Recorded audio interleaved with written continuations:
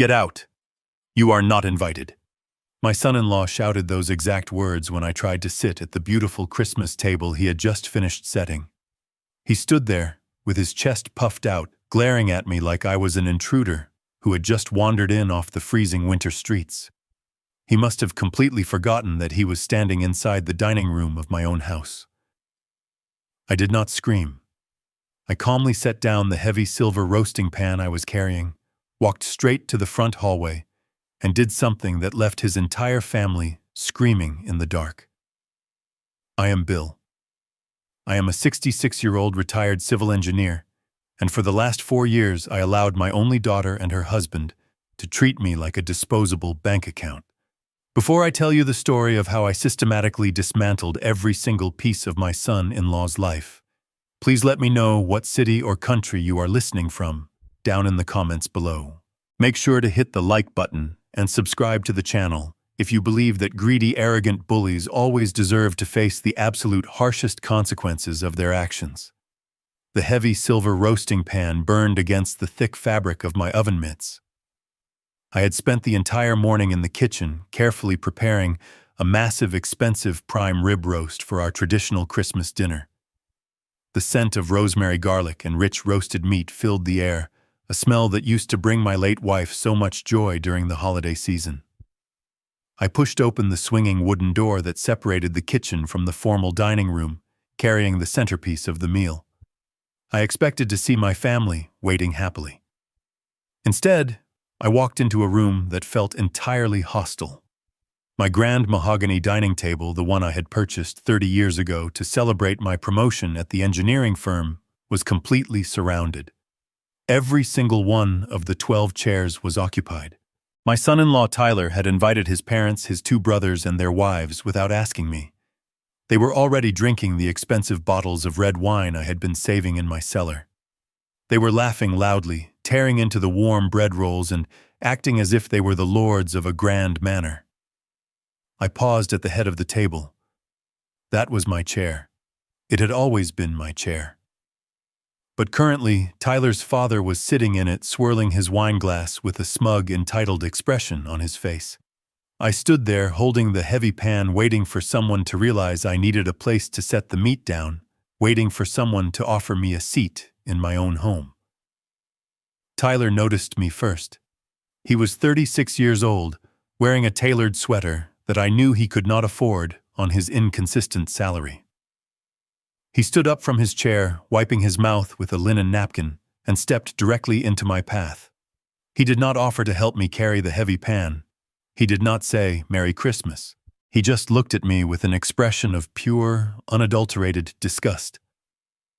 Tyler crossed his arms over his chest and blocked my way. He looked me right in the eyes and delivered the words that shattered the illusion of our family forever. "Get out," he said, his voice loud enough for the entire table to hear. "You are not invited to sit with us. This is a private family dinner. We do not have any room for you at this table." The entire dining room fell completely silent. The clinking of silverware stopped. The loud laughter died instantly. Tyler's parents looked at me with identical smirks, clearly enjoying the humiliation of the old man. I felt a cold, hard knot form in the center of my stomach. I slowly turned my gaze away from Tyler and looked directly at my daughter, Natalie. She was 34 years old, the child I had raised, the child I had protected, the child whose college tuition I had paid for in full. I waited for her to stand up. I waited for her to tell her husband to stop being so cruel. I waited for her to defend her father in his own home. Natalie did absolutely nothing. She kept her head bowed down, staring intently at the intricate pattern on her porcelain dinner plate. She picked up her wine glass with a slightly trembling hand and took a long sip, completely refusing to meet my eyes. Her silence was not just cowardly. It was a loud, undeniable confirmation that she was completely complicit in this abuse. The betrayal was absolute. For 4 years, I had allowed Tyler and Natalie to live in my large 4-bedroom house completely rent-free so they could save money to buy their own place. I paid the property taxes. I paid the utility bills. I bought the groceries. I absorbed all the financial pressure so they could build a life for my 7-year-old grandson, Mason. And this was my reward. Being treated like a stray dog begging for scraps at my own dining table on Christmas Day. Tyler took a step closer to me, trying to use his height to intimidate me. "I told you to get out, Bill," Tyler sneered aggressively, pointing his finger toward the kitchen door. "Go eat your food in the kitchen or go down to the basement. We are trying to enjoy a nice holiday without your depressing mood ruining the atmosphere." Tyler expected me to start yelling. He wanted me to throw a childish tantrum. He wanted me to drop the heavy roasting pan and start screaming about how unfair this all was, so he could point at me and tell his parents that I was going crazy in my old age. He wanted a reaction that he could use against me. I refused to give him that satisfaction. My mind, trained by 4 decades of rigorous civil engineering, instantly detached from the emotional pain and shifted into a cold, calculating state of absolute clarity. I did not say a single word. I simply turned slightly to my right and carefully set the heavy roasting pan down on the wooden side buffet. I made sure the pan was perfectly centered. I took off my stained oven mitts and folded them neatly on the counter. The silence in the room was so thick it felt suffocating. Everyone was staring at me, waiting to see what the broken old man would do next. I turned my back on all of them and walked out of the dining room. I walked with a steady, measured pace down the long central hallway of my home. The walls were lined with framed photographs. I walked past the picture of my late wife holding Natalie as a newborn baby.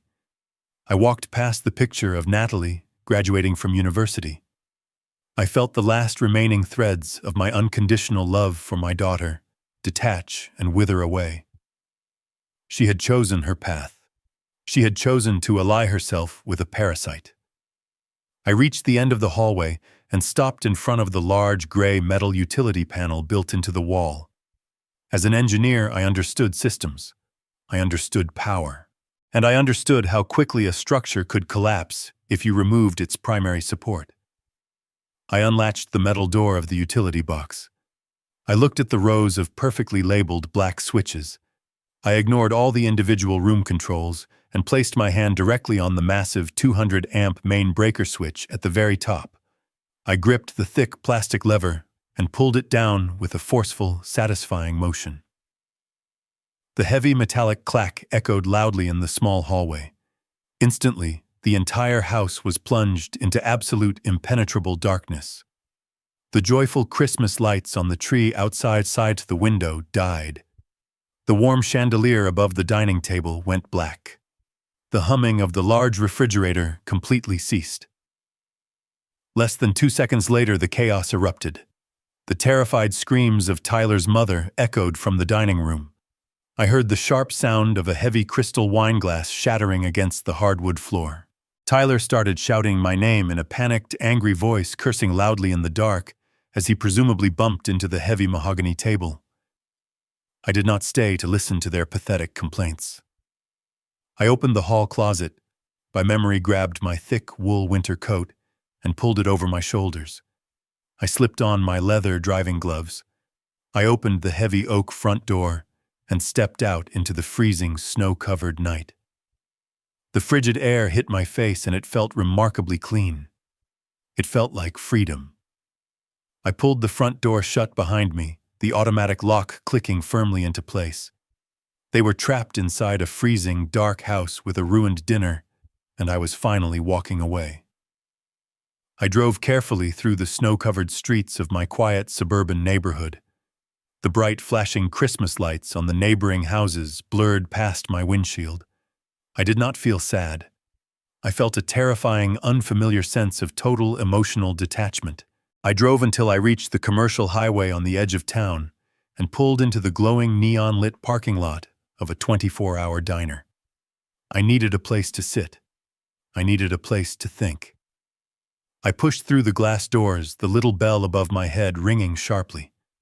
The diner was nearly empty, smelling of stale coffee, industrial floor cleaner, and old frying oil. It was a stark contrast to the luxurious home I had just abandoned, but I welcomed the harsh reality of it.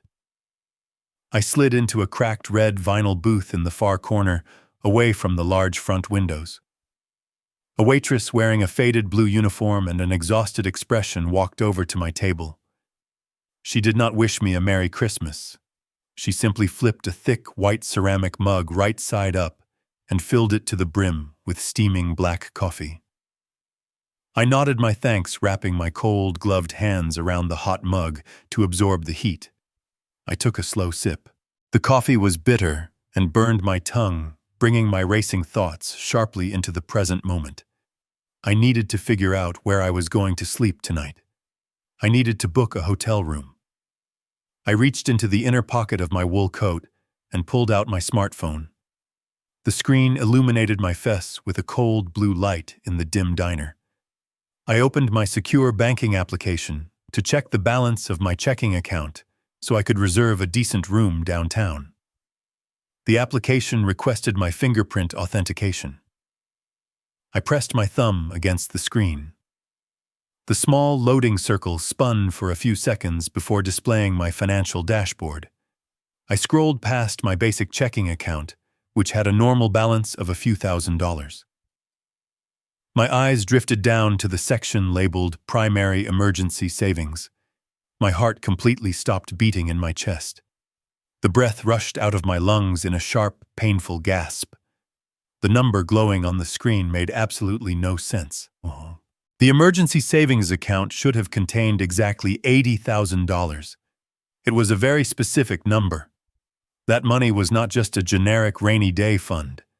It was the exact amount of the life insurance payout I had received after my beautiful wife passed away from aggressive cancer 5 years ago. I had sworn a silent oath to her memory that I would never touch a single penny of that monies for my own needs. That $80,000 was sacrosanct. It was securely locked away, intended to be a complete debt-free college fund for my grandson Mason. It was my wife's final gift to the future of our family. The screen in front of me displayed a current available balance of $0.00. I blinked rapidly, rubbing my tired eyes, assuming my vision was blurring from the stress of the evening or the poor lighting in the diner. I pulled the phone closer to my face. The number remained completely unchanged. 0. The money was entirely gone. A cold sweat broke out across the back of my neck. My engineering mind instantly rejected the concept of a computer error. Banks do not simply misplace $80,000. I quickly tapped the screen, forcing my trembling finger to open the detailed transaction history for the savings account. The history loaded immediately. There was only one recent transaction listed. Yesterday morning at exactly 9:15 in the morning, a massive outgoing wire transfer had been initiated and successfully completed. The entire $80,000 had been moved in a single devastating sweep. I stared at the details of the transfer. The receiving party was not a recognizable bank or a standard investment firm. The money had been wired directly into the account of a commercial title and escrow company located 2 towns over. The heavy, suffocating weight of realization crashed down upon me right there in the lonely diner booth. The disgusting incident at the Christmas dinner table just an hour ago. Tyler aggressively blocking my path. Tyler yelling at me to get out of the room. Tyler trying to humiliate me in front of his entire family while my daughter sat silently by. It was not just an act of spontaneous drunken cruelty. It was a meticulously calculated distraction. Tyler had provoked a massive emotional fight, hoping I would be too distressed, too angry, or too heartbroken to look at my financial applications during the long holiday weekend. Tyler had not just insulted me, he had actively robbed me. He had stolen the legacy of my dead wife. He had stolen his own son's future. And he was currently using my money to fund some kind of massive real estate transaction behind my back. The Christmas eviction was just smoke and mirrors. The real war was happening in the shadows, and my son-in-law had just fired the opening shot. I sat perfectly still in the vinyl booth staring at the 0 balance on my screen. The cold detachment I had felt while shutting off the power to the house vanished, replaced by a terrifying burning inferno of absolute rage. Tyler thought he was dealing with a weak, tired old man who would simply cry and accept defeat. He had no idea that he had just awakened a monster.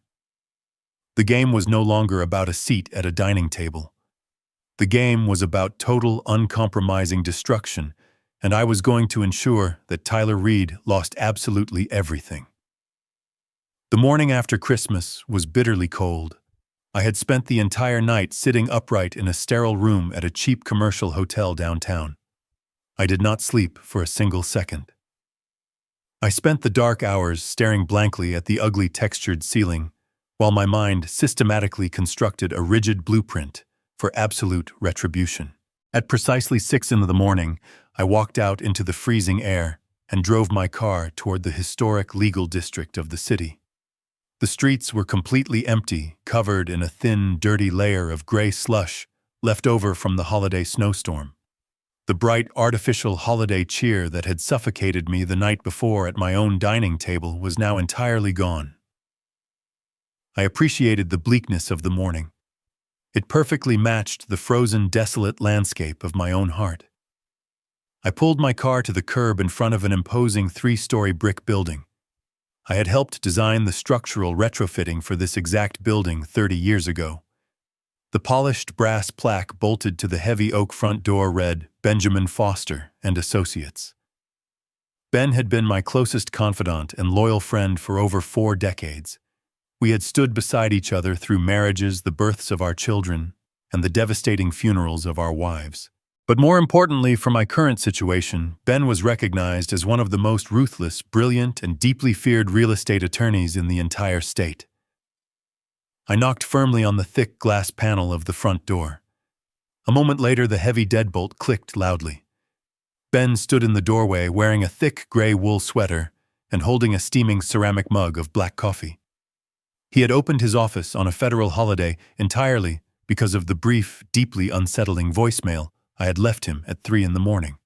He did not offer a cheerful holiday greeting. He took one look at my exhausted face, stepped aside silently, and motioned for me to come inside the building. The interior of Ben's office smelled heavily of aged, paper-worn leather and strong, bitter coffee. We walked straight into his main conference room, a massive space lined from floor to ceiling with heavy, intimidating law books. I took off my heavy winter coat and sat down in a high-backed leather chair at the end of the long mahogany table. Ben sat directly across from me, placing his coffee mug down with a soft thud.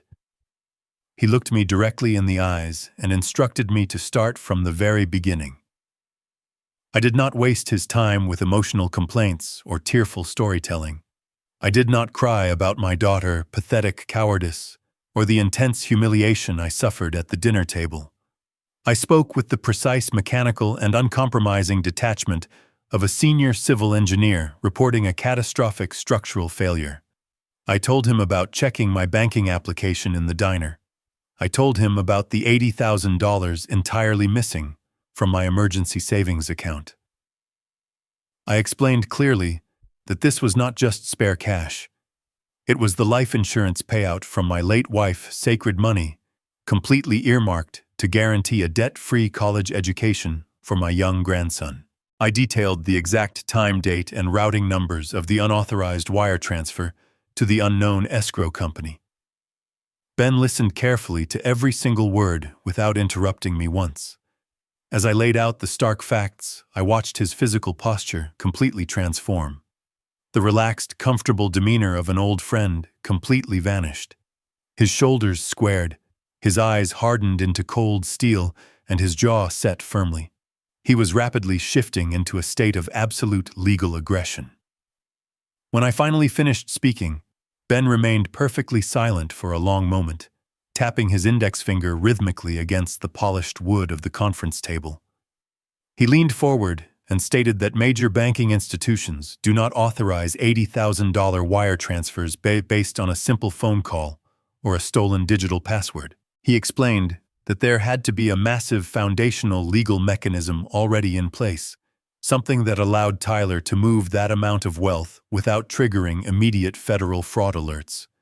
We needed to find the exact source of that legal authority. Ben stood up abruptly and walked over to his large executive desk situated at the far end of the room. He woke up his sophisticated dual-monitor computer system. I pulled my chair closer, sitting right beside him as the bright screens illuminated his deeply focused face. The large office was dead silent except for the rapid, aggressive clicking of his keyboard. Ben bypassed the standard public internet gateways and logged directly into the highly secure, restricted digital portal for the County Clerk and Property Records Division. He typed in my full legal name, my social security number, and the exact street address of my property. He told me that we were looking for any official document filed under my name within the last 90 days. The database search engine spun for what felt like an agonizing eternity. My heart hammered heavily against my ribs, echoing in my ears. I watched the green progress bar inch slowly across the bottom of the screen. Finally, the system populated a dense list of official registered documents. Ben scanned through them quickly. Most of them were very old and completely harmless. He saw the original deed to my house from 30 years ago. He saw the official mortgage payoff certificate I had proudly filed a decade ago.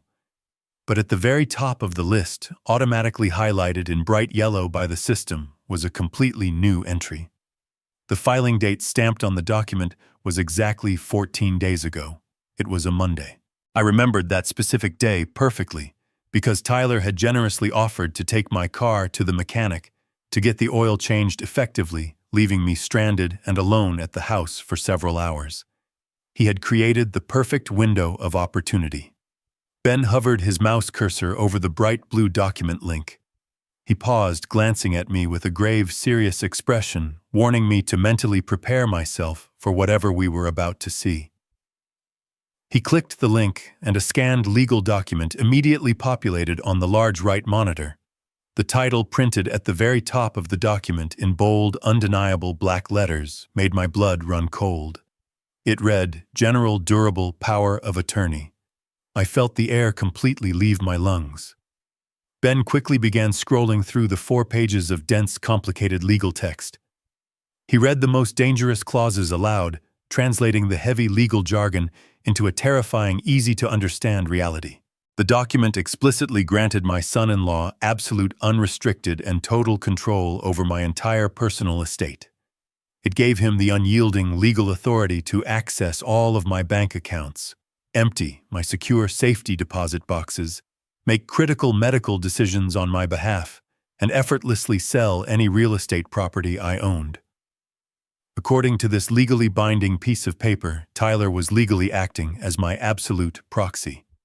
To the banks, the local government, and the entire financial system, Tyler and I were exactly the same person. I stared at the glowing screen in pure, unadulterated disbelief. Ben scrolled down to the final page of the document, where the authorizing signatures were located. There, sitting perfectly on the designated dotted line, was my signature. It was an absolutely flawless, terrifying replication of my unique handwriting. Every single loop, every slant, and every specific pressure point was perfectly imitated. Tyler had clearly sat in his room and practiced it hundreds of times until he mastered it. But there was one fatal, damning flaw that proved the document was a complete forgery. Directly underneath the fake signature was a small circular date stamp and the official signature of a public notary. Ben leaned much closer to the monitor, his eyes narrowing dangerously as he inspected the notary seal. He recognized the name immediately. The notary was a corrupt individual who operated out of a shady, failing used car dealership on the south side of town, someone Ben had previously investigated for facilitating fraudulent real estate closings. Tyler had not just forged my name on a piece of paper, he had hired a corrupt state official to illegally validate the document, making it appear entirely legitimate and bulletproof to the banking system. This was not a sudden crime of opportunity or a moment of weakness. This was a highly sophisticated, meticulously planned financial assassination. Tyler had been laying the groundwork for this massive theft for weeks, smiling at me across the breakfast table while actively plotting to strip away everything I had worked for my entire life. The missing $80,000 was only the beginning of his plan. With this powerful document in his possession, Tyler had the absolute authority to sell my house right out from under me without my knowledge. Ben slowly turned his large leather chair to face me, his face completely devoid of any softness or emotion. He looked me in the eyes and stated clearly that we were no longer dealing with an arrogant, entitled son-in-law. We were dealing with a highly dangerous, calculating criminal who currently held the keys to my entire existence. Ben did not stop moving after discovering the forged document. The revelation of the fake power of attorney hung heavily in the air of the quiet office, but there was absolutely no time to sit and process the emotional shock. As a civil engineer, I was trained to analyze the structural integrity of a building after a critical failure. Ben was doing the exact same thing with my life. He immediately opened a new tab on his computer browser. He began to trace the exact routing number of the escrow company that had received my stolen $80,000. I sat rigidly beside him, my chest tight, watching the large monitor as he navigated through a complex hidden web of corporate registrations and financial databases. He typed furiously, his jaw clenched tight in anger. He explained to me in a low, steady voice that criminals often use anonymous shell companies to hide stolen funds, hoping to create a maze that the authorities cannot quickly follow. But Tyler was not a sophisticated criminal mastermind. Tyler was an arrogant, greedy amateur who genuinely believed he was smarter than the entire legal system. Ben accessed the official state business registry and ran a comprehensive search on the escrow company name listed on my bank statement. Within seconds, the system provided a direct hit. The company was completely legitimate. It was a high-profile brokerage firm that primarily handled multi-million-dollar real estate transactions in the downtown financial district. Ben then logged into a highly secure, specialized real estate database that senior lawyers use to track pending property transfers before they are made available to the general public. He meticulously cross-referenced the escrow company with the legally registered name of my son-in-law. I watched closely as a long list of commercial properties and residential estates flashed rapidly across the screen. Ben filtered the search results by pending transactions scheduled for this current month. The system paused for a brief agonizing moment calculating the vast amount of data. Then, a single highly detailed property listing appeared on the right monitor. Ben leaned back in his heavy leather chair, rubbing his chin thoughtfully. He pointed a steady finger at the screen and told me that we had just found exactly where my grandson and his stolen college fund had gone. I leaned forward and looked at the vivid, high-definition photographs dominating the top half of the screen. It was a massive, incredibly modern luxury condominium located in the most expensive, exclusive skyscraper in the downtown commercial district. The pictures showed massive floor-to-ceiling glass windows, a private wrap-around balcony overlooking the entire city skyline, a pristine white marble kitchen, and custom hardwood floors. It was the exact kind of opulent property that billionaires and elite corporate executives purchased to show off their immense wealth. I carefully read the listing price printed in bold black numbers at the top of the web page. It was $1.2 million.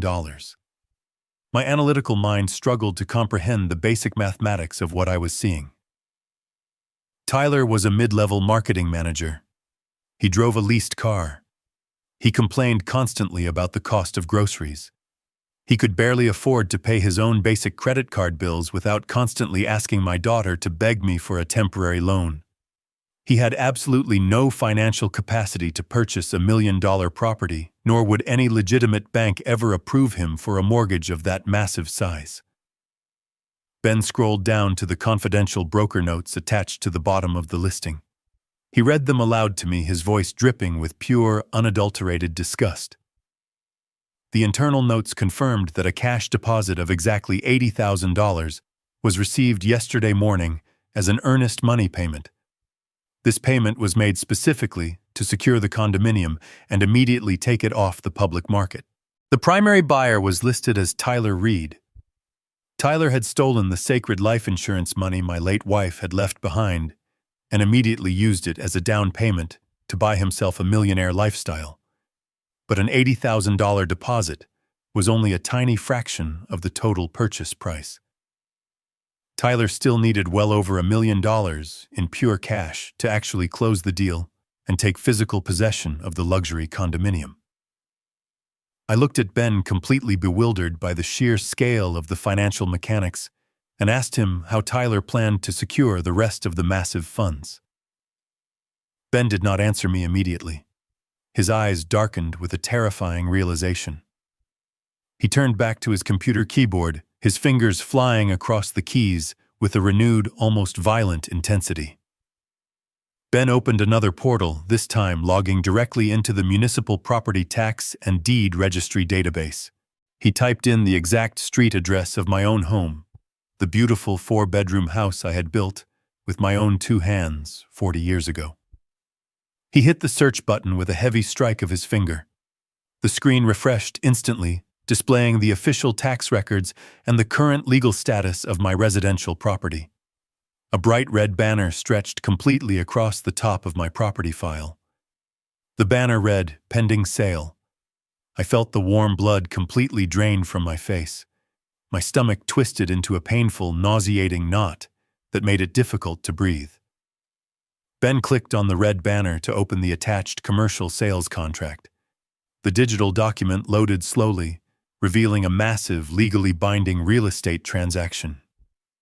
My family house was not being sold to another young family looking to build a life. It was being sold to a massive, aggressive corporate development firm that specialized in buying old properties, demolishing them completely, and building high-density luxury townhouses in their place. I stared in absolute paralyzing horror at the purchase price listed on the second page of the contract: $800,000. The corporate buyer was paying entirely in liquid cash to expedite the process, and the person listed as the authorized seller utilizing the forged power of attorney to completely bypass my knowledge and legal consent was Tyler. He had literally sold my family home. He had sold the sacred place where my wife and I had raised our only daughter. He had sold the living room where we celebrated countless birthdays, the backyard where I taught my grandson how to throw a baseball, the very walls that held every single precious memory of my entire adult life. He had sold it all to a soulless, faceless corporation to be mercilessly bulldozed into the dirt. The sickening puzzle pieces finally snapped together in my mind, creating a picture of pure evil. Tyler was using the $800,000 cash payout from the sale of my house to fund the remaining balance of his luxury downtown condominium. He planned to render me completely homeless, steal my entire net worth, and live like a king in a glass tower using my money. The sheer magnitude of his betrayal was almost impossible to process. Ben scrolled silently to the very bottom of the commercial sales contract, searching for the agreed-upon dates of execution. He stopped scrolling and highlighted a single line of text in bright blue. He pointed his silver pen directly at the screen, tapping the glass monitor to ensure I understood the urgency. The official closing date for the sale of my house was listed as December 31st. Today was December 26th. I stared at the date on the screen, the terrifying gravity of the situation crushing down on my chest like a physical weight. We had exactly 4 days. In exactly 4 days, the corporate developers would wire $800,000 into a bank account controlled entirely by my son-in-law. He would then instantly transfer those stolen funds to the downtown escrow company to finalize the purchase of his luxury condo. In 4 days, I would legally lose ownership of my home. I would lose my life savings, and I would be left wandering the freezing streets with absolutely nothing to my name. Tyler had timed everything perfectly. He had planned this massive financial assassination around the chaos of the holiday season, knowing full well that banks' law offices and government buildings operated on heavily limited schedules. He knew people would be distracted by family gatherings and holiday shopping. He thought his master plan was completely flawless. He thought he had successfully trapped a weak, helpless old man who would be too confused and heartbroken to fight back. But Tyler made one critical, fatal miscalculation in his grand design. He left me alive. I looked away from the computer monitor and looked directly into the eyes of my oldest friend. I did not feel any fear anymore. The initial shock and the deep emotional pain had completely burned away, leaving behind nothing but a cold, absolute, and unyielding resolve. I told Ben that we had 4 days to build a trap that Tyler could never escape.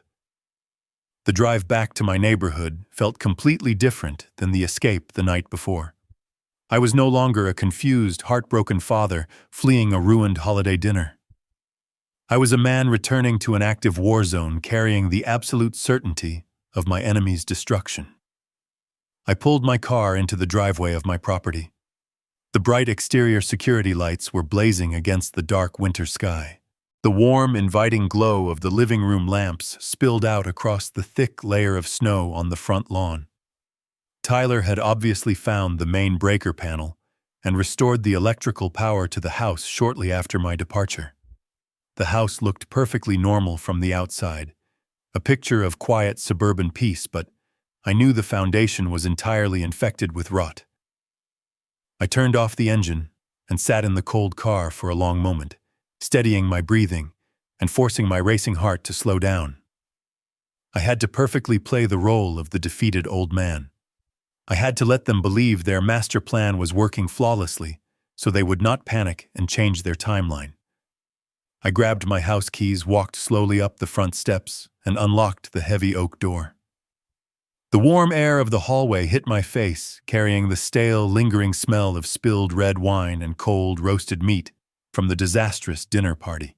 The house was unnervingly quiet, a stark contrast to the shouting I had left behind. I took off my heavy winter coat and hung it carefully on its designated hook in the front closet.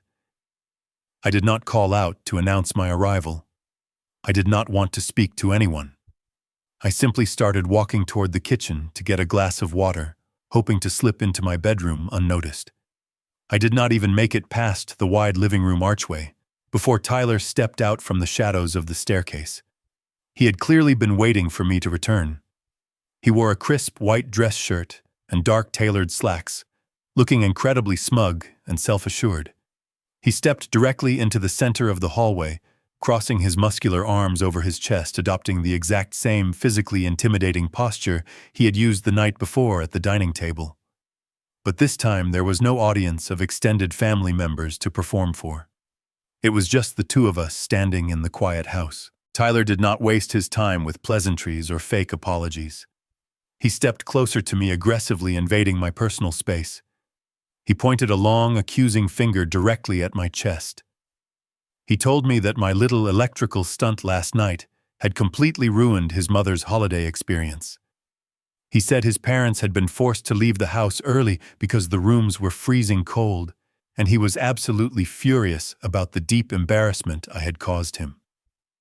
I looked at him with a blank, unreadable expression, letting my silence stretch out to make him uncomfortable.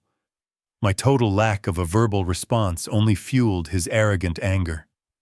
Tyler leaned down, bringing his face mere inches from mine, and lowered his voice into a vicious, deeply threatening whisper. He told me that I was clearly losing my mind in my old age. He said my memory was rapidly failing, and my erratic behavior was becoming completely dangerous to the safety of his family.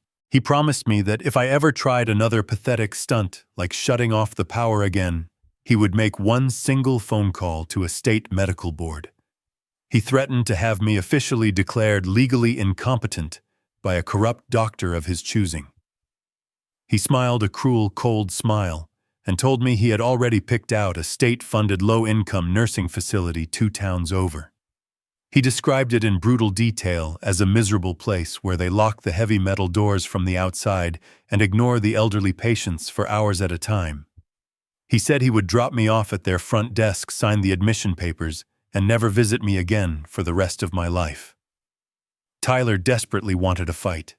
He wanted me to scream to loudly deny his terrifying accusations or to break down crying and beg him not to lock me away in a medical facility. He was actively trying to manufacture a documented history of mental instability to easily justify the forged power of attorney he was already using to steal my entire life. I knew exactly what twisted game he was playing, and I completely refused to participate in his trap. I did not blink. I did not show a single ounce of fear or hesitation. I simply shifted my gaze slightly to the right, looking directly past his broad shoulder down the long hallway. The interior door leading to the attached two-car garage was wide open. The harsh fluorescent lights inside the garage were glaring brightly. Stacked neatly against the far concrete wall were dozens of heavy-duty brown cardboard moving boxes. Several of them were already sealed tightly with thick, clear packing tape. I could clearly see my own handwriting on the side of a large blue plastic storage bin, sitting next to the growing wall of boxes. It was the specific bin containing my late wife's fragile porcelain collection and my old engineering college textbooks. Tyler was not just secretly planning to sell the house on December 31st. He was actively packing my entire physical life into cardboard boxes while I was out of the house meeting with my lawyer. He was meticulously erasing my presence from the property, preparing to throw my precious memories into a cheap rental storage unit or a garbage dumpster, the exact moment the corporate developers wired the $800,000 into his stolen bank account. The sheer, breathtaking audacity of his actions was almost difficult to comprehend. He truly thought I was entirely oblivious to the massive trap closing around my neck. I slowly looked back into Tyler's dark eyes. I gave him a weak, tired, and deeply submissive nod, perfectly playing the part of a broken, exhausted elder who had finally surrendered to a much stronger predator. Tyler smirked widely, visibly satisfied with his perceived victory over me, and stepped aside to let me pass through the hallway. I walked slowly past him toward the kitchen, my heart pounding against my ribs with a cold, highly controlled fury. As I reached the marble kitchen island, I heard soft, hurried footsteps rushing up behind me. I turned around and saw my daughter, Natalie. Her eyes were bright red and heavily swollen from hours of crying. She looked terrible and exhausted, wearing an oversized gray sweater and clutching a crumpled white tissue in her trembling hands. She looked quickly over her shoulder into the hallway to ensure Tyler was no longer standing there, listening, before she stepped very close to me. She reached out and grabbed my forearm, her grip surprisingly tight and desperate.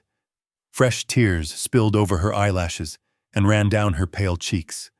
She begged me in a frantic, breathy whisper to just listen to Tyler and do whatever he said.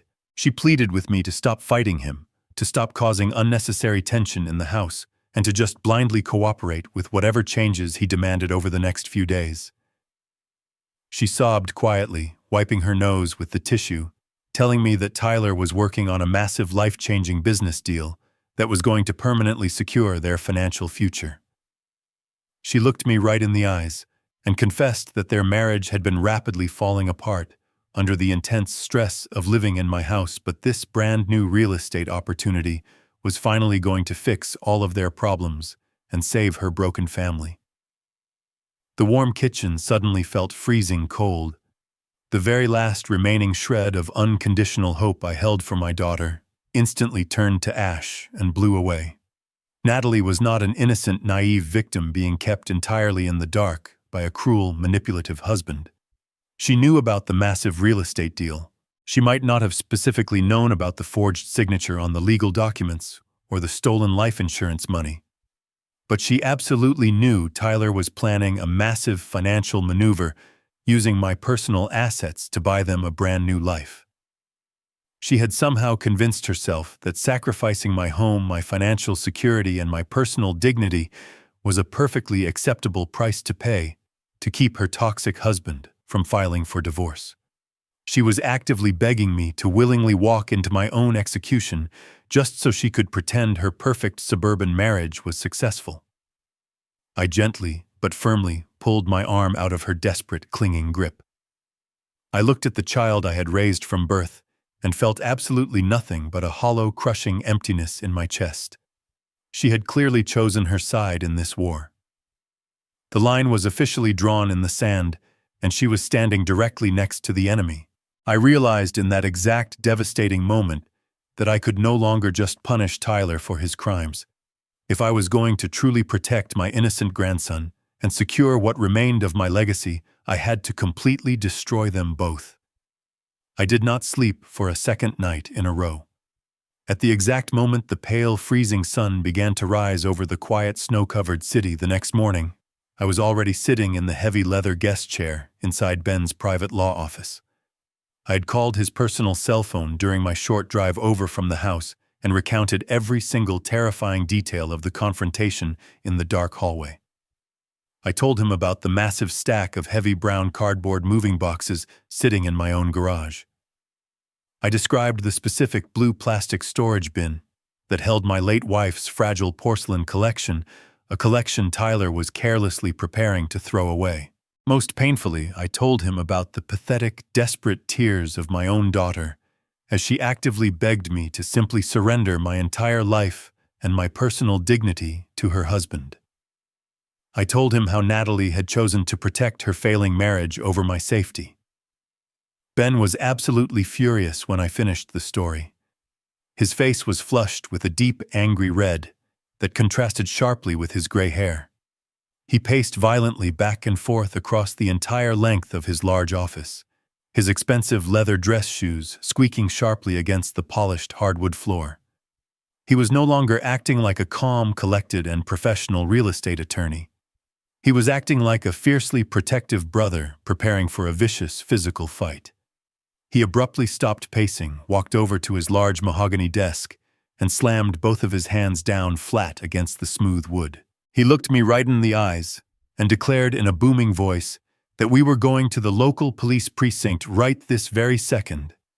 He stated loudly that he personally knew the commanding officer of the Financial Crimes Unit, a man he had worked with for over 20 years, and that we could have Tyler arrested for forgery and elder abuse before the local banks even opened their doors for the day.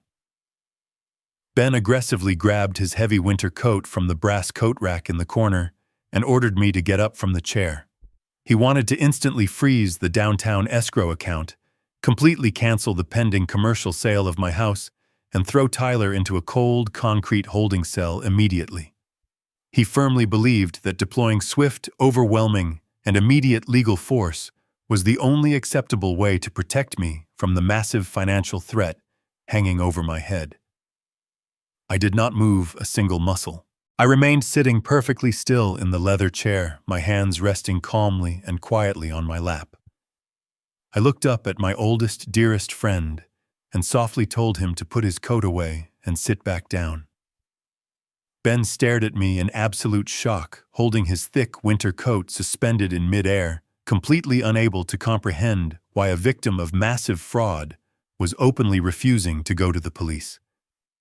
I took a slow, deep breath to steady my racing heart and carefully explained the fatal, catastrophic flaw in his aggressive plan. I spoke with the cold, calculated, and entirely detached precision of a senior civil engineer diagnosing a hidden structural weakness in a massive concrete bridge.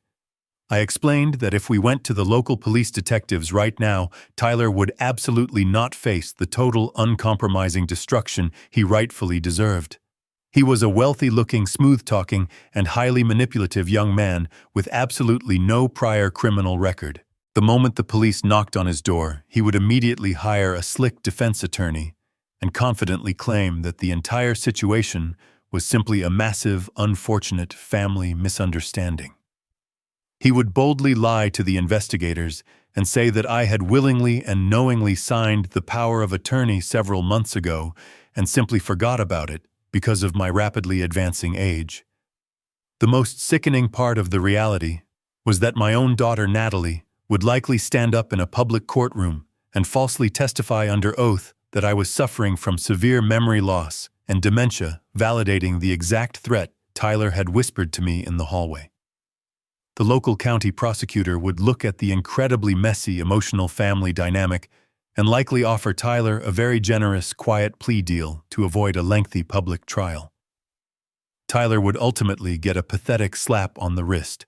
He would receive a few short years of basic probation, complete some minor community service at a local charity, and he would walk completely free.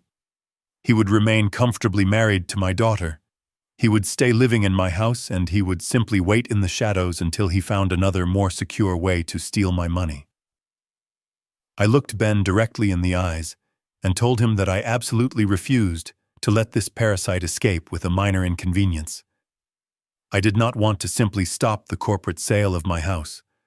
I wanted Tyler to confidently walk right into a massive, inescapable federal trap from which he could never, ever recover. I wanted him to commit an irreversible, massive financial crime that carried a mandatory lengthy prison sentence.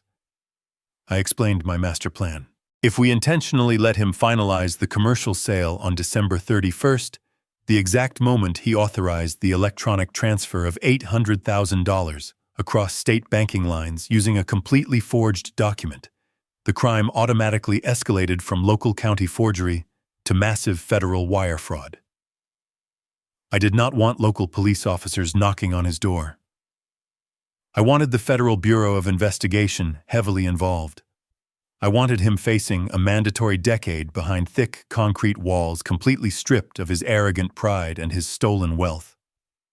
Ben slowly lowered his heavy winter coat, the anger draining from his face.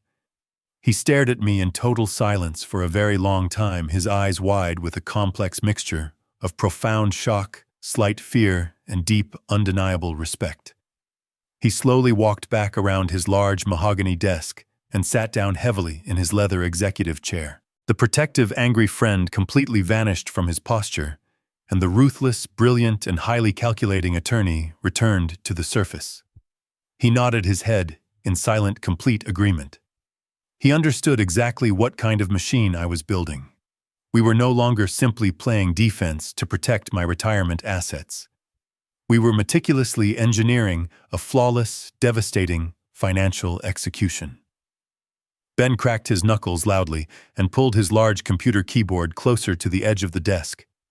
He told me that if we were truly going to let Tyler push the massive house sale all the way to the final holiday closing date, we needed to secretly and entirely strip him of his legal armor without him ever realizing he was suddenly vulnerable. Ben opened a blank, highly secured legal document template on his right computer monitor. He began to rapidly type, drafting the ultimate silent weapon of our retaliation. It was an official, legally binding revocation of power of attorney. This single piece of paper was perfectly designed to be a lethal, invisible countermeasure. Ben carefully explained the complex legal mechanics as his fingers flew aggressively across the mechanical keyboard. This new document would explicitly, completely, and permanently terminate the forged authority Tyler had illegally filed with the county clerk 2 weeks ago. The document would state in absolute, undeniable, and medically sound terms that I was in full, perfect possession of my mental faculties, and that any and all previous proxies, mandates, or authorizations were immediately rendered null and void under the full penalty of perjury. But the absolute true genius of this specific legal document was its complete secrecy. Ben meticulously structured the revocation so that it did not legally require Tyler to sign it, acknowledge it, or even receive direct physical notification for it to become actively enforced by the state. We were going to pull the critical safety net completely out from under his feet while he was standing confidently on the highest wire, leaving him to fall to his absolute destruction. Ben printed the heavy, dense legal document on thick, expensive watermarked paper. He placed the 4 pages carefully on the wooden desk directly in front of me and handed me his favorite heavy silver fountain pen. I read every single printed word with an immense, satisfying sense of impending justice. I pressed the cold tip of the silver pen to the paper and signed my full legal name on the dotted line. My signature was sharp, steady, and completely authentic, a beautiful and stark contrast to the pathetic, shaky forgery Tyler had submitted to the county. Ben immediately took the document from my hands, pressed his heavy official steel notary seal deep into the bottom corner of the page, and signed his own name with a flourish as the legally binding witness. The document was now fully armed and incredibly dangerous. Ben did not simply put the pages in an envelope and mail the revocation waiting for the slow, incompetent government bureaucracy to eventually process it. He bypassed the public system entirely. He accessed the direct, expedited, and highly secure digital filing portal reserved strictly for senior state attorneys and judges. He uploaded the high-resolution digital scans of the newly signed revocation directly into the Central State Registry database. We both sat in tense silence and watched the bright green progress bar move slowly across the computer screen. A loud, sharp electronic beep suddenly echoed from the computer speakers.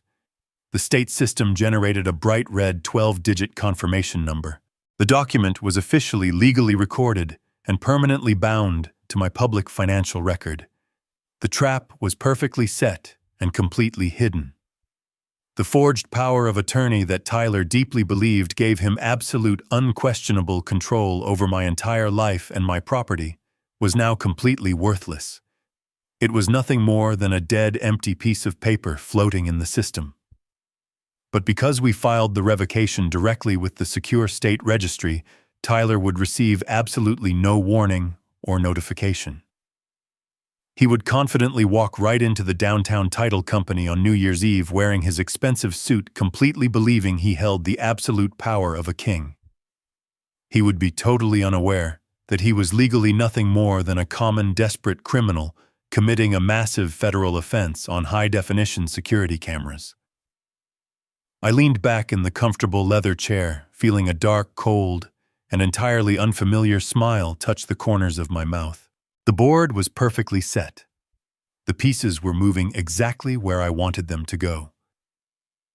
Now I just had to return to my house and flawlessly play the pathetic role of the defeated, broken victim for 3 more agonizing days. I drove back to my house with the absolute certainty of a man who had just secretly rigged a massive concrete bridge to collapse. I pulled into the driveway, parked my car in the garage next to the towering stacks of cardboard moving boxes, and walked through the interior door with my shoulders intentionally slumped forward. I let out a long, heavy sigh that echoed loudly in the quiet hallway, perfectly broadcasting my manufactured despair to anyone listening.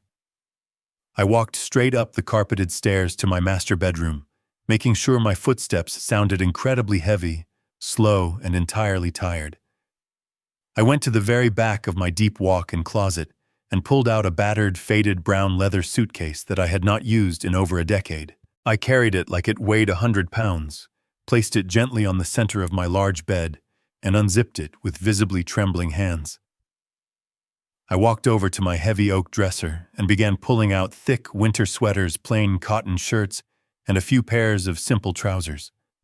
I folded them slowly, deliberately, acting like a man whose entire spirit and will to live had been completely crushed into fine dust.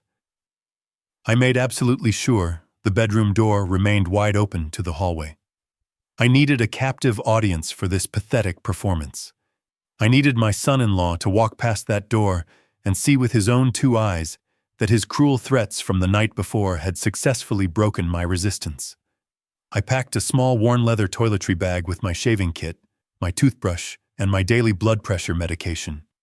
Every single slow, agonizing physical movement was a carefully calculated lie. Inside my mind, I felt incredibly sharp, highly energized, and completely dangerous.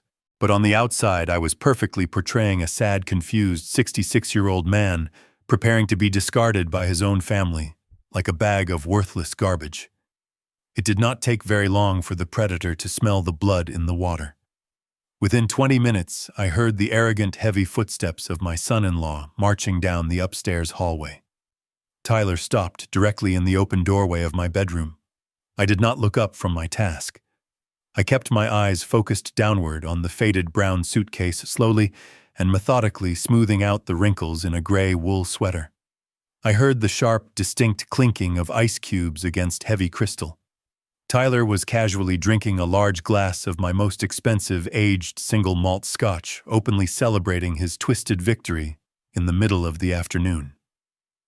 He leaned comfortably against the wooden doorframe, took a slow, highly exaggerated sip of the stolen liquor, and let out a dark, mocking chuckle. He told me that he was genuinely glad to see I had finally decided to be reasonable and accept the harsh reality of my situation.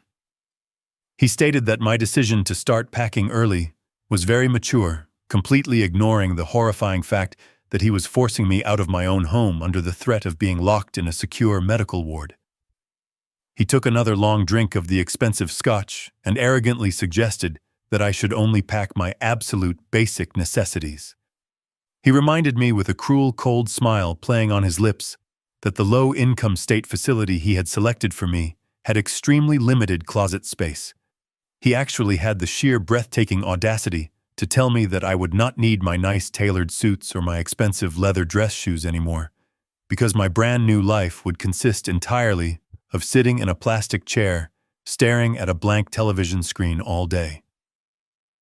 I forced my hands to shake slightly as I placed another folded shirt into the suitcase. I softly told him that I understood perfectly. I kept my voice weak, entirely devoid of any anger, resentment, or resistance. Tyler smiled a wide, deeply predatory smile, completely intoxicated by his absolute perceived power over my entire existence. Suddenly, the sharp, melodic ringing of the front doorbell echoed loudly through the large house. Tyler immediately straightened his posture, his smug smile shifting rapidly into a look of serious, aggressive business confidence. He quickly swallowed the rest of the expensive scotch, placed the empty crystal glass carelessly on my antique hallway console table, and practically ran down the stairs to open the door. I completely stopped pretending to pack the suitcase. I walked silently out of my bedroom and stood quietly in the dark shadows at the very top of the wooden staircase, looking directly down into the brightly lit front foyer. Tyler swung the heavy oak front door open to reveal three men dressed in sharp, meticulously tailored business suits and thick black wool overcoats. They were the corporate real estate developers. They did not look like men who cared about precious family memories or beautiful suburban architecture. They looked like cold, highly efficient financial predators looking for their next profitable meal. Tyler greeted them with excessive, almost embarrassing enthusiasm, shaking their hands vigorously and welcoming them into the house as if he had personally built the foundation with his own two hands. He loudly invited them to take a final comprehensive walkthrough of the entire property before the fast-approaching holiday closing date.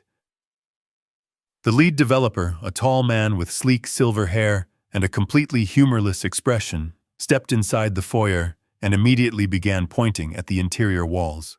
He did not admire the custom woodwork or the expensive imported light fixtures I had installed for my late wife. He turned to his younger associates and started casually discussing which structural load-bearing walls needed to be completely demolished first.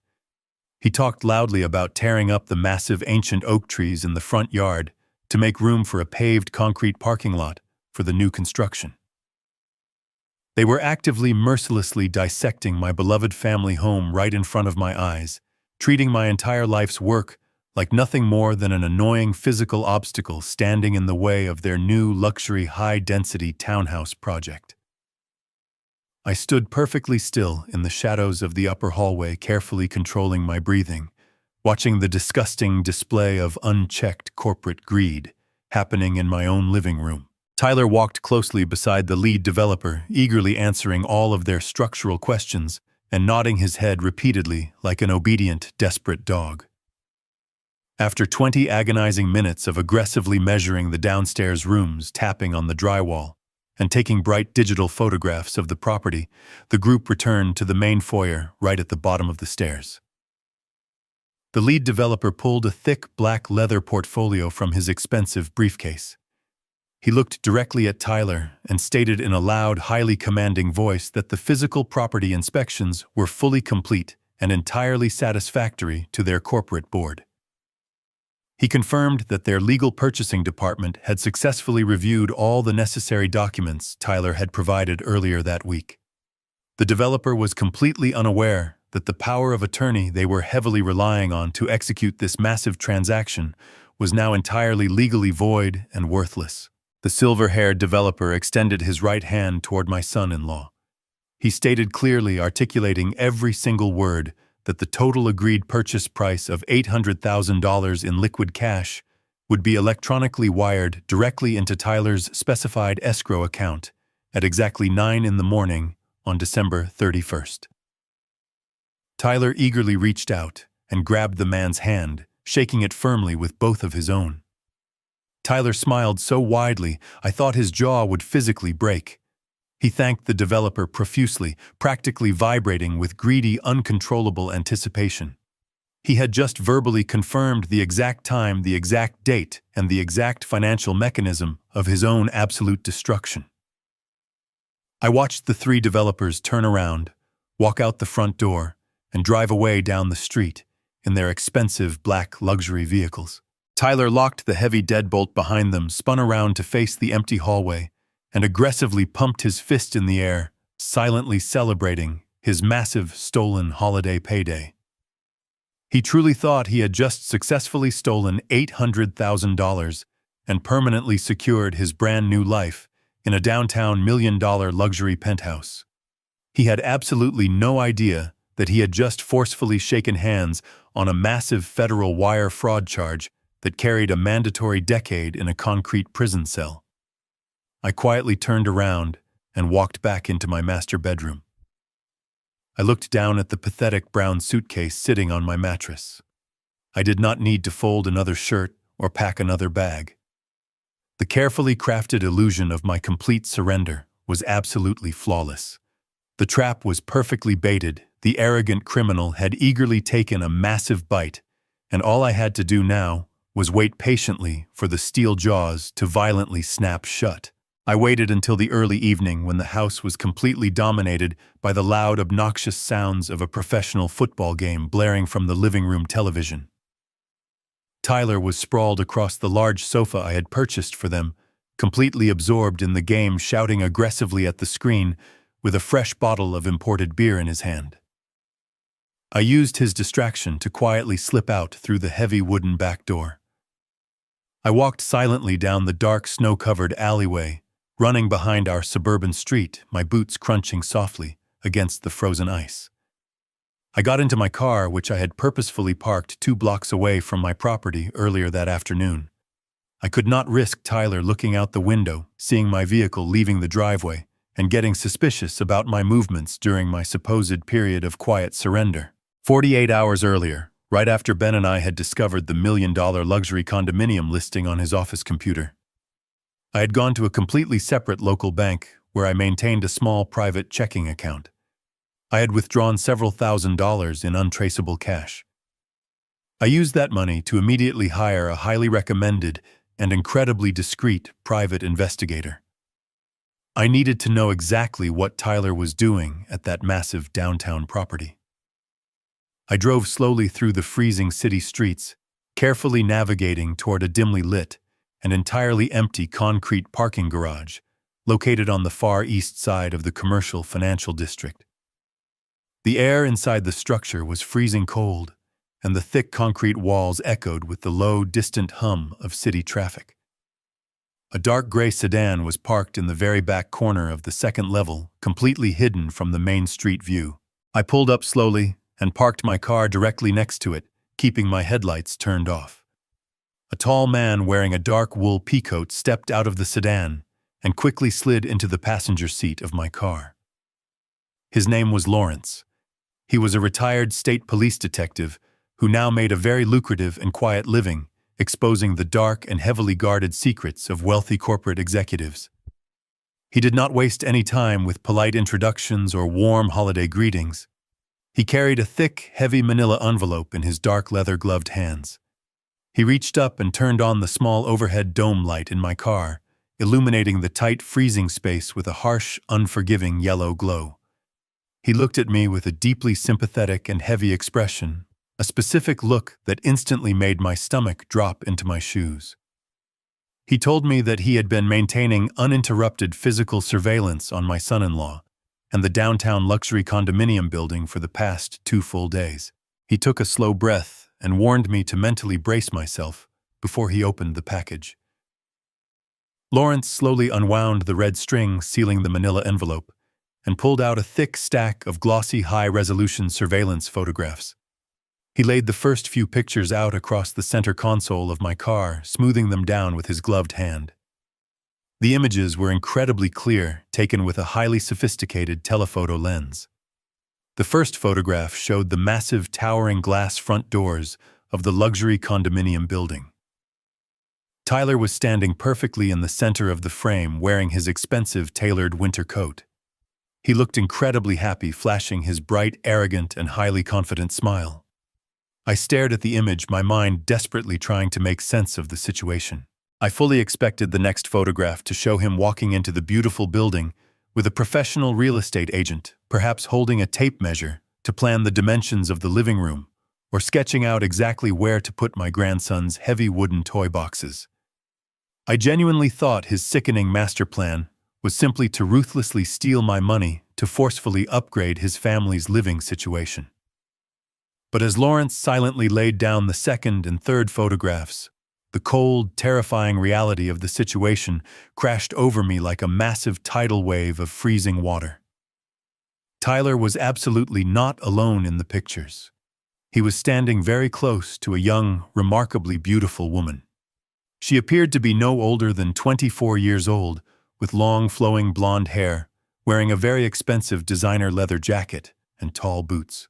In the third photograph, Tyler had his arm wrapped tightly and intimately around her waist, pulling her incredibly close to his body as they walked confidently together through the polished white marble lobby of the luxury building. Lawrence tapped the third photograph with his index finger and began to calmly explain the horrific situation. He told me the young woman's name was Valerie. She was a junior marketing assistant at the exact same corporate firm where Tyler currently worked.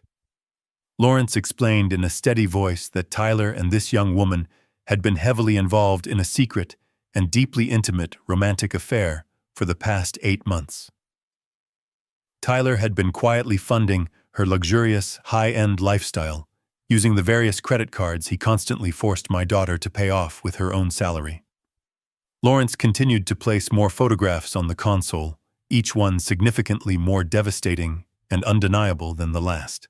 There were vivid pictures of Tyler and the young woman sitting incredibly close together at an exclusive downtown restaurant drinking tall glasses of imported champagne and laughing loudly into the night.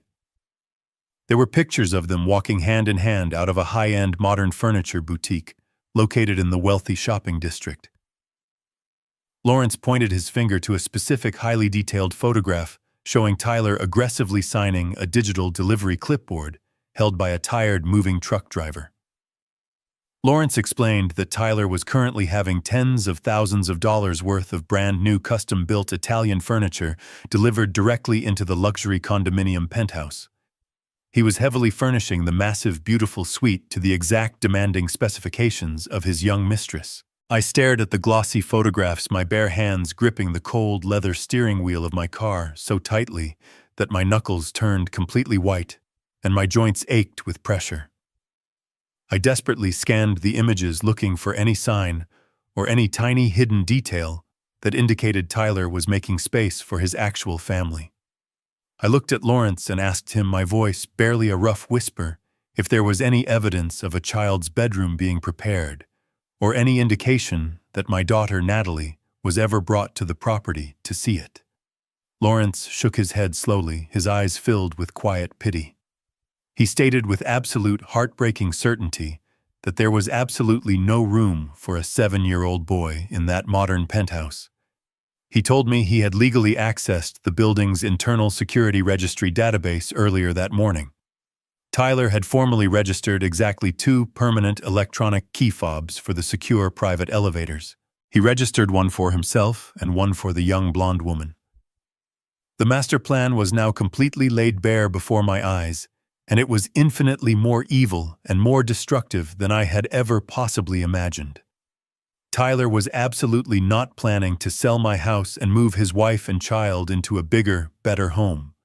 He was planning to steal the massive $800,000 cash payout from the corporate developers, successfully finalize the purchase of the luxury condo entirely for himself and his mistress, and completely vanish into the city. The sheer, meticulously calculated cruelty of his grand design was almost impossible for my engineering mind to fully comprehend. Tyler fully intended to let the ruthless corporate developers bulldoze my beloved family home into the dirt intentionally leaving me completely homeless and totally destitute in the freezing winter. But he also fully intended to completely abandon his own loyal wife and his innocent young son without a single penny to their names.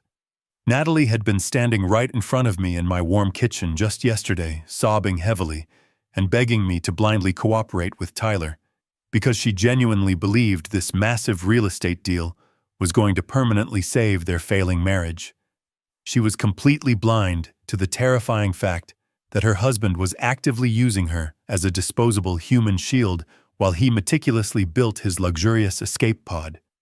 He was going to leave her standing completely alone in the snow on New Year's Day with absolutely nothing but a shattered heart and a mountain of unpaid debt.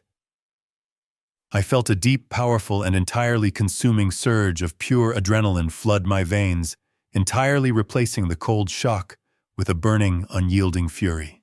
I carefully gathered the large stack of glossy photographs, placed them gently back inside the heavy manila envelope, and securely wrapped the red string around the paper clasp.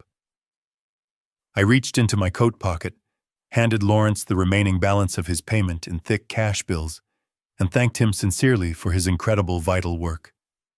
He simply nodded his head, stepped out of my car, and disappeared completely into the dark shadows of the concrete parking garage. I sat entirely alone in the quiet vehicle for a long time, resting my hand heavily on the thick manila envelope sitting on the passenger seat. I now held the absolute ultimate weapon.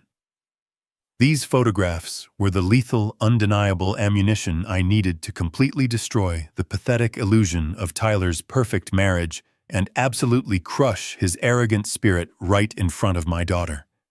The evidence was irrefutable, but my mind quickly reminded me of the critical and incredibly dangerous reality of premature detonation.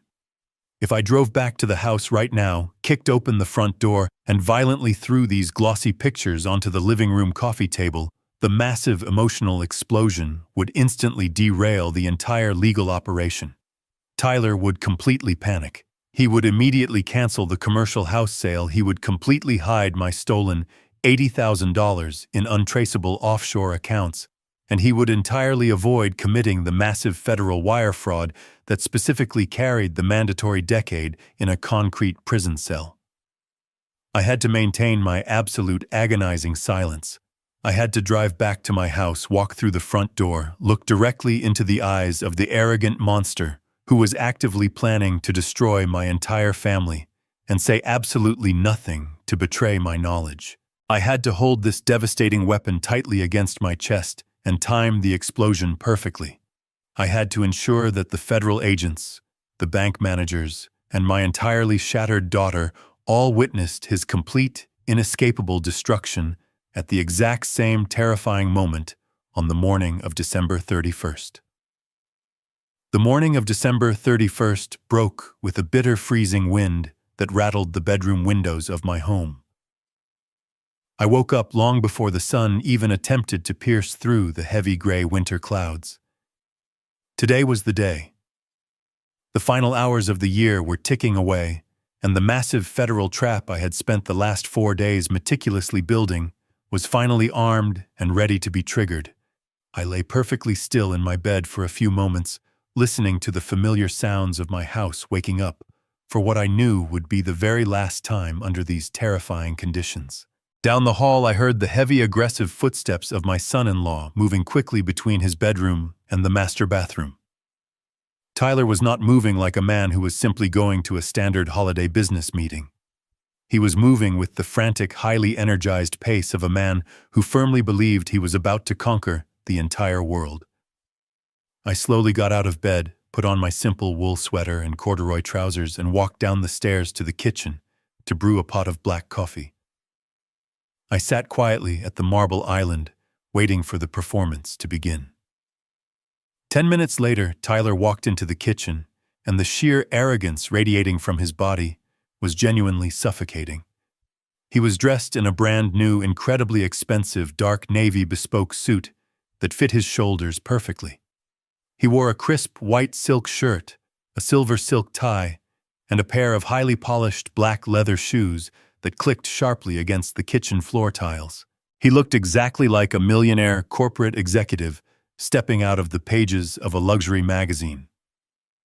He had obviously purchased this entire outfit entirely on credit, arrogantly anticipating the massive $800,000 cash wire transfer that was scheduled to hit his stolen escrow account in just a few short hours. He walked straight past me without offering a simple good morning, opened the refrigerator, and grabbed a bottle of expensive imported sparkling water. He leaned against the counter, crossed his ankles, and looked down at me with an expression of absolute, unadulterated contempt. He truly believed he was the undisputed king of my castle, standing triumphantly over the broken, pathetic ruins of my long life. Tyler took a slow sip of his sparkling water and checked the heavy gold watch on his left wrist. He looked at me with a cold smile entirely devoid of empathy. He told me to make absolutely sure all of my pathetic brown cardboard boxes were securely taped and stacked by the front door before he returned home this afternoon. He spoke to me slowly and loudly, using the exact same condescending tone a frustrated teacher would use to scold a very slow, disobedient child. He proudly announced that he had personally finalized all the necessary intake paperwork for my permanent relocation. He stated that a cheap medical transport van was scheduled to arrive at my driveway at exactly noon tomorrow, right on New Year's Day. He described the van in vicious detail, telling me it was the kind they used to haul away indigent patients who had absolutely no family left to care for them. He wanted me to fully understand the absolute bleakness of my immediate future. He ordered me to be sitting quietly on the front porch with my single brown suitcase when the van pulled up, strictly forbidding me from making a dramatic emotional scene in front of the neighbors. He warned me that if I caused any trouble or refused to get inside the transport vehicle, he would completely cut off my access to my grandson Mason forever. He used the child I loved more than anything in the world as a final cruel weapon to ensure my total obedience. I sat at the kitchen island, staring down into the dark reflection of my black coffee. I did not raise my voice. I did not argue. I simply gave him a slow, highly defeated nod of my head. My silent submission was exactly the fuel his massive ego desperately required. He chuckled darkly, placed the empty water bottle on the counter, and turned his back on me to grab his leather briefcase from the hallway table. At that exact moment, my daughter Natalie walked into the kitchen. She was wearing a thick pink fleece robe, her hair tied up in a messy morning bun. She looked incredibly tired, but there was a forced, desperate sense of hopeful excitement completely taking over her face. She walked directly past me, entirely ignoring my presence, and went straight to her husband. She threw her arms around Tyler's neck and kissed him deeply. She stepped back, straightening his silver silk tie with her hands, and looked up at him with eyes full of absolute blind devotion. She told him how incredibly handsome he looked in his new expensive suit. She wished him the best of luck on his massive business closing today. She actually smiled a genuine bright smile and told him that she was so incredibly proud of how hard he was working to permanently secure their family's financial future. The level of tragic, sickening irony echoing through the warm kitchen was almost too much to bear. She was actively praising the very monster who was silently plotting to completely destroy her entire existence. I watched her caress his cheek, entirely unaware that the man she was kissing was currently holding a secure digital key fob for a downtown luxury penthouse that belonged exclusively to his young blonde mistress. She had absolutely no idea that while she was busy thanking him for saving their marriage, he was meticulously planning to walk out of the title company with $800,000 in stolen cash and never return to this house again. She was eagerly helping him load the gun that he was going to point directly at her heart. Tyler smiled back at her, a flawless, charming, and completely terrifying performance. He kissed her forehead, promised her they would celebrate with an expensive dinner tonight, and told her he loved her. The lie rolled off his tongue so easily, so naturally, that it made my blood run completely cold. Tyler turned around and walked out the front door, the heavy oak slamming shut behind him with a loud final thud. I listened to the powerful engine of his leased car start in the driveway and slowly back out into the freezing winter street. Natalie stood by the front window, happily watching him drive away toward his grand destiny. She let out a long, contented sigh, turned around, and finally looked at me sitting at the kitchen island. Her smile instantly vanished, replaced by a cold, hardened expression of mild annoyance. She reminded me sharply that I needed to finish packing my things before the transport van arrived tomorrow. She told me not to ruin Tyler's celebratory mood tonight by crying or complaining about my new living arrangements. She then turned her back on me and walked upstairs to wake up my grandson. The total disregard she showed for my humanity cemented my resolve. There was absolutely nothing left to salvage between us. I remained sitting in the quiet kitchen for exactly 10 more minutes, ensuring she was completely occupied on the second floor. I stood up, walked to the front hall closet, and pulled out my heavy winter coat. I reached deep into the back corner of the top shelf and retrieved my locked black leather briefcase. Inside that secure case rested the 2 items that were about to completely vaporize Tyler's entire world. I had the certified legally binding revocation of power of attorney that officially stripped him of all legal authority, and I had the thick manila envelope containing the high-resolution surveillance photographs of his secret young mistress. I gripped the heavy handle of the briefcase, my knuckles turning white with anticipation. The time for hiding in the shadows was officially over. The time for playing the weak, defeated old man had completely expired. I stepped out of the front door into the freezing morning air, walking briskly toward my car parked down the street. Tyler was currently driving downtown to claim his stolen fortune, completely unaware that I was already moving to intercept him at the bank. The final countdown had officially begun. I drove directly from my quiet suburban house to the massive glass and steel headquarters of the primary regional bank located in the heart of the financial district. The morning air was bitterly cold, whipping fiercely through the city streets, but the heating system inside my car felt completely irrelevant compared to the burning heat radiating through my chest. Ben was already standing on the wide concrete steps waiting for me when I pulled into the visitor parking lot. He was wearing a dark charcoal wool suit, carrying a thick leather briefcase, and projecting the intense aura of a man going into absolute legal warfare. We did not exchange a single word of polite greeting. A simple, firm nod of the head was all that was necessary between us. We walked through the heavy revolving glass doors together and completely bypassed the long lines of ordinary customers waiting patiently at the teller windows. Ben flashed his official State Bar Association credentials to the armed security guard standing near the elevators and demanded immediate, uninterrupted access to the senior branch manager. While we walked quickly down the quiet, thickly carpeted hallway of the executive suites, my mind briefly flashed to my son-in-law. Right at this exact moment, Tyler was undoubtedly walking into the plush, luxurious lobby of the downtown title company. I could easily picture him shaking hands with the front desk receptionist, arrogantly taking off his expensive tailored winter coat and sitting down in a soft leather chair with a cup of complimentary gourmet coffee. He was completely convinced that he was just a few simple signatures away from becoming a very wealthy man. He truly thought the finish line was entirely clear and completely unguarded. He had absolutely no idea that Ben and I were currently stepping into a highly secure banking office clear across town to completely detonate the bridge he was walking on. We entered the large corner office of the senior bank manager, a stern-looking woman named Sarah, who immediately recognized Ben from previous high-profile real estate litigation cases. She asked us to sit down clearly, sensing the intense, unyielding gravity we brought into her room. I sat down in the firm leather guest chair right across from her wide mahogany desk and placed my locked black briefcase securely on my lap. Ben did not bother sitting down. He stood tall, placed both of his hands firmly on the edge of her wooden desk, and commanded the absolute attention of the room. He told Sarah in a cold, uncompromising voice that we were facing an active, massive, and highly sophisticated case of elder financial exploitation and impending federal wire fraud.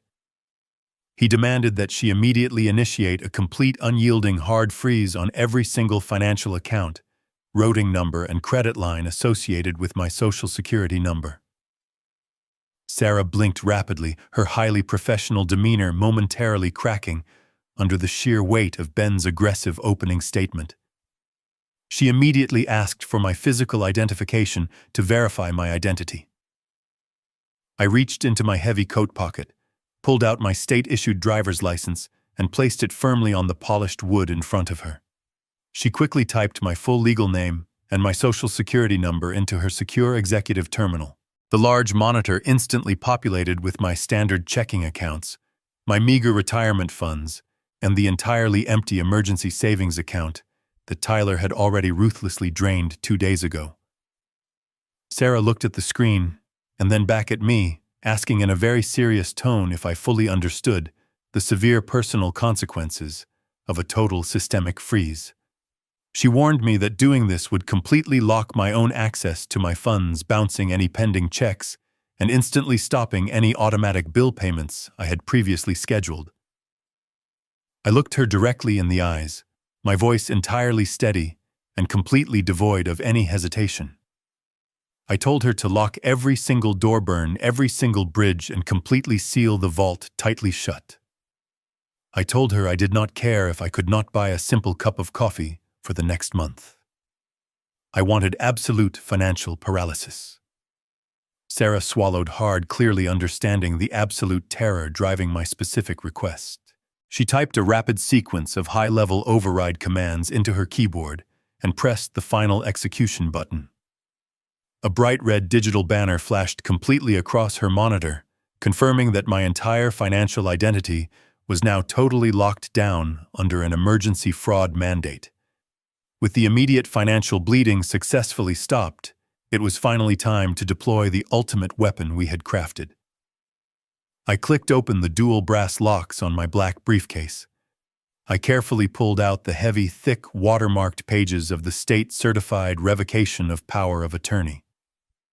I handed the legally binding documents directly to Sarah.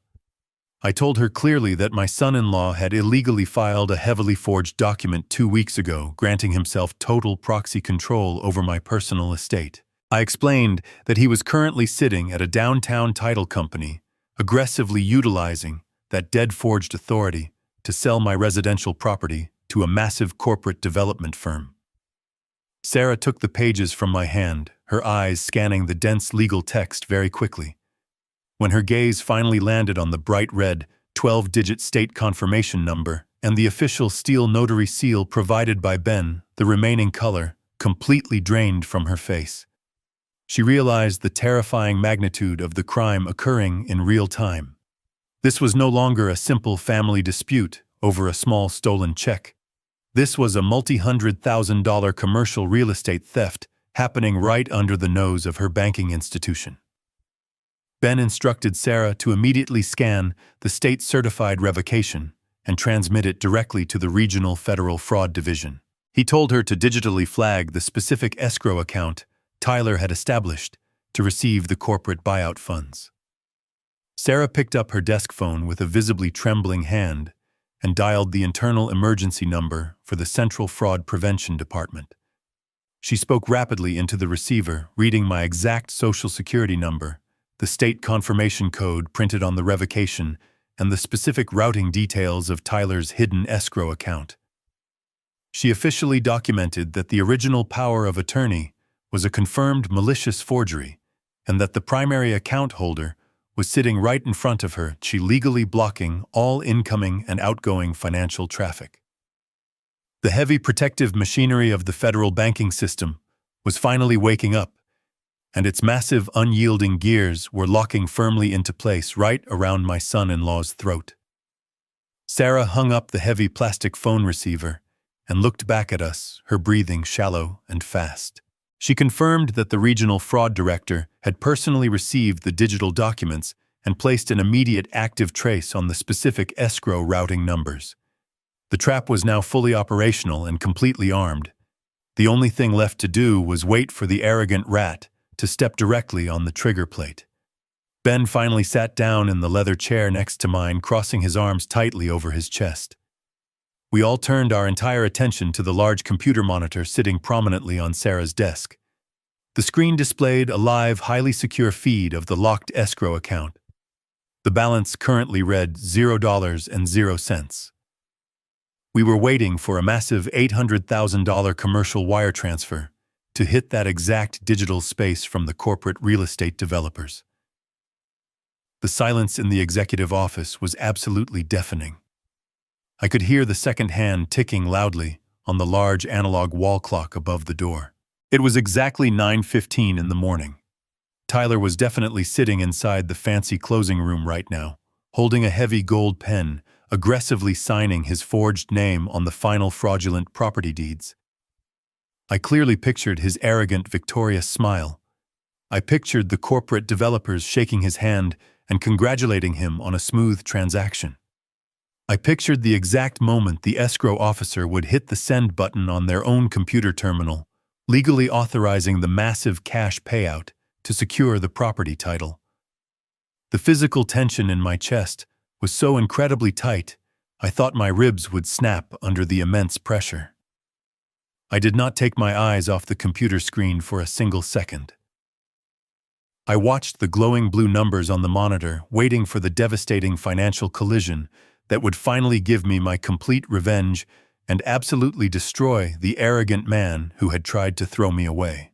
While we sat in the suffocating silence of the bank manager office, my mind perfectly visualized the exact scene unfolding a few miles away in the luxurious downtown title company. Tyler was sitting comfortably in a high-backed leather chair inside a polished glass conference room overlooking the city skyline. The corporate real estate developers were sitting directly across from him, sipping expensive bottled water and casually discussing their destructive demolition plans for my beautiful family home. An escrow officer, entirely unaware that she was actively facilitating a massive federal crime, pushed a thick stack of legally binding closing documents across the smooth mahogany table. She smiled politely and handed Tyler a heavy gold pen. He did not hesitate for a single second. He did not feel a sudden agonizing pang of guilt about destroying my life, throwing me into a substandard medical facility, or completely abandoning his own loyal wife and innocent child. He aggressively gripped the heavy pen and confidently signed his highly practiced forged signature on the bottom line of the final property deed. He handed the thick stack of documents back to the escrow officer with a wide, intensely arrogant smile, completely believing he had just successfully pulled off the greatest financial heist of his entire life. The silver-haired corporate developers stood up and shook his hand for the final time, officially and legally cementing the fraudulent commercial sale. The escrow officer turned back to her sophisticated computer terminal to initiate the massive financial payout. She carefully typed in the specific routing numbers for Tyler's hidden escrow account, officially authorized the transfer of $800,000 in liquid cash, and pressed the final execution key. The digital money instantly left the massive corporate development account and shot through the complex, invisible web of the national banking system, heading directly toward the massive, reinforced brick wall I had just meticulously built. Back inside the secure executive bank office, my eyes remained completely glued to the large, glowing computer monitor sitting prominently on Sarah's desk. The digital clock on the bottom corner of her screen clicked silently to exactly 9:30 in the morning. Suddenly, the tense, quiet room was pierced by a sharp, high-pitched electronic chime that made my heart race. The live, secure feed of Tyler's previously empty escrow account violently refreshed. A massive block of bright green text appeared rapidly on the screen, indicating an incoming commercial wire transfer of exactly $800,000. But the massive sum of money did not successfully deposit into the account. The exact microsecond the massive funds attempted to clear the final automated security checkpoint, they violently collided with the absolute uncompromising, hard freeze Ben and I had initiated just 30 minutes prior. The complex banking system reacted with terrifying, immediate mechanical hostility. The bright green text on the monitor instantly turned into a flashing, aggressive red color. A large digital warning box completely covered the center of the screen, displaying the words, "Transaction denied," and "Account permanently suspended" in bold capital letters. The massive $800,000 wire transfer was instantly intercepted, frozen in a secure digital purgatory, and completely confiscated by the Central Fraud Division. Tyler's entire master plan did not just quietly fail. It completely shattered into a million unrecoverable pieces against the impenetrable legal shield of the state-certified revocation document. I let out a long, incredibly heavy breath that I felt like I had been holding for the past 4 agonizing days. The deep, crushing physical weight on my chest completely evaporated, entirely replaced by a surging, powerful wave of absolute, undeniable victory. I looked over at Ben. My oldest, most loyal friend leaned back slowly in his leather guest chair, took off his reading glasses, and allowed a cold, deeply satisfied smile to finally spread across his face. Sarah sat perfectly still behind her large mahogany desk, staring intently at the flashing red warnings on her computer monitor. She reached out with a slightly trembling hand and typed a quick sequence of administrative commands to verify the exact legal status of the intercepted funds. She looked up at us, her eyes wide with a complex mixture of professional shock and deep respect for the flawless trap we had engineered. She confirmed in a quiet, incredibly serious voice that the massive wire transfer had officially crossed state banking lines before it was violently blocked by the internal freeze. Because the fraudulent transaction involved multiple major banking institutions, a stolen identity, a forged power of attorney, and an amount vastly exceeding the minimum federal threshold. The internal security system had automatically and instantly notified the Federal Bureau of Investigation. She explained that regional federal fraud agents and local police detectives were already receiving the automated emergency alert packets detailing the exact location of the fraudulent signing and the specific identity of the account holder. Tyler was no longer just a simple domestic abuser bullying an old man in a dark hallway. He was now officially categorized as a highly dangerous perpetrator of massive federal wire fraud. He had successfully completed the physical crime by signing the papers. He had left an undeniable digital paper trail, and there was absolutely no legal way for him to cancel the transaction or claim it was a simple family misunderstanding. He was permanently locked into the devastating consequences of his own unchecked greed. The heavy machinery of the justice system was actively preparing to hunt him down, and he was currently walking out of the title company, completely oblivious to the massive storm about to completely destroy his life. I vividly pictured Tyler stepping confidently out of the towering glass doors of the title company building and walking out into the freezing winter air. He was probably pulling his thick, expensive wool coat tightly around his shoulders, inhaling the crisp city air, and feeling like the absolute undisputed master of his own grand destiny. He probably reached into his coat pocket to retrieve his car keys, eager to drive directly to the luxury downtown condominium to celebrate his massive victory with his young blonde mistress. But before he could even reach his car, the sharp vibrating ring of his expensive smartphone would entirely shatter his peaceful delusion.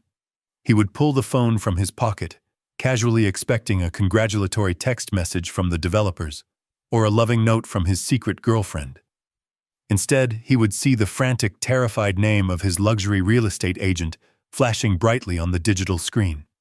He would swipe to answer the call, his arrogant smile still firmly plastered on his face. But the voice on the other end of the line would not be offering warm holiday congratulations. The luxury real estate agent would be screaming in absolute unfiltered panic. She would rapidly inform him that the initial $80,000 earnest money check he had aggressively used to secure the $1 million penthouse had just violently bounced back from the bank, completely flagged for severe internal fraud. She would yell directly into the phone that the luxury condominium management company was entirely furious. The property was immediately going back on the public market.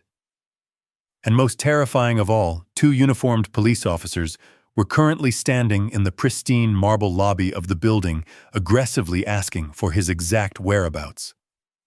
The absolute horrifying realization would suddenly crash down upon his shoulders right there in the freezing cold street. He did not have his stolen $800,000. He did not have his stolen $80,000 deposit. He did not have his $1 million penthouse. He had absolutely nothing. The blood would completely drain from his face as he realized his flawless master plan was actually a perfectly engineered financial guillotine, and the heavy steel blade had just violently dropped. He was suddenly a highly wanted fugitive, completely trapped in a nightmare of his own making, and the only place left for him to run in absolute desperation was back to the very house he had just tried to destroy. I left the secure executive office of the regional bank and drove back to my quiet suburban neighborhood. The freezing winter wind continued to howl against the windshield of my car, but the thick, suffocating weight that had rested heavily on my shoulders for the past 4 days was entirely gone. I felt incredibly light, highly focused, and completely ready for the final devastating act of this tragedy. I parked my car inside the garage, intentionally pulling it very close to the massive wall of brown cardboard moving boxes Tyler had proudly packed with my belongings. I looked at those sealed boxes and felt a deep, profound sense of vindication. Those boxes were not going to a cheap medical transport van or a low-income nursing facility. They were going to stay right here in my beautiful home, exactly where they belonged. I unlocked the interior garage door and stepped into the warm, familiar hallway of my house. The property was completely silent. My daughter Natalie had taken my grandson Mason to a holiday winter festival downtown, completely oblivious to the massive financial explosion that had just occurred across the city. Her absence was a temporary blessing. I needed the house to be entirely clear for the violent storm that was rapidly approaching our front door. I walked directly into the center of my spacious living room. I slowly took off my heavy winter coat and draped it neatly over the back of the sofa. I walked over to my favorite dark brown leather armchair, the specific chair I had sat in every single evening for the past 2 decades. Tyler had recently joked that the chair was too old and ugly for his new modern aesthetic, openly planning to throw it into the local city dump the moment the corporate house sale was finalized.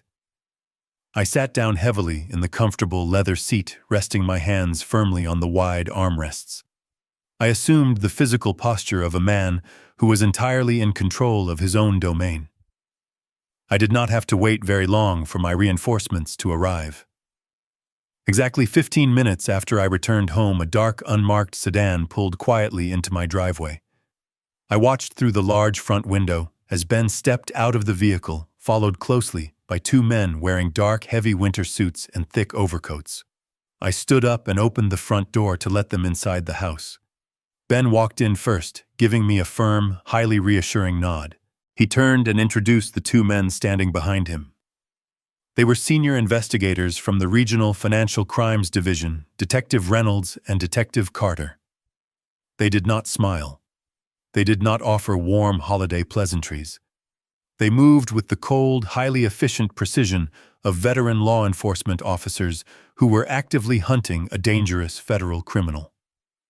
Detective Reynolds was a tall, incredibly imposing man with sharp gray eyes that seemed to instantly scan and evaluate every single detail of my living room. Detective Carter was slightly shorter, but possessed a thick, muscular build that clearly communicated his deep physical authority. Ben briefly explained the immediate layout of the house to the detectives. He pointed toward the front foyer and the main hallway, outlining exactly how we would position ourselves to successfully trap Tyler the moment he inevitably returned to the property. Detective Reynolds instructed me to sit right back down in my leather armchair. He told me to remain completely silent and entirely still when my son-in-law burst through the front door. He wanted Tyler to fully incriminate himself, to show his absolute true colors, and to aggressively demonstrate the exact elder abuse he had been secretly inflicting upon me behind closed doors. Ben stood directly to my right side, his arms crossed tightly over his chest, his face set in a look of absolute unyielding legal judgment. The two federal detectives positioned themselves perfectly in the deep shadows near the wide archway of the living room, completely out of direct sight from the main front hallway, but perfectly positioned to instantly block any attempt at a physical escape. We formed a silent, impenetrable wall of absolute justice, and we waited in the quiet house for the desperate criminal to arrive. The suffocating silence of the living room was suddenly broken by the loud, aggressive sound of a car engine roaring down the quiet suburban street. Through the large front window, I watched Tyler Lee's vehicle violently jump the curb and skid dangerously across the snow-covered driveway. He slammed on the brakes, throwing the car into park before it had even completely stopped moving. The heavy driver's side door flew open, and Tyler practically fell out of the vehicle. He did not look like the arrogant, highly confident millionaire who had walked out of my kitchen just a few short hours ago.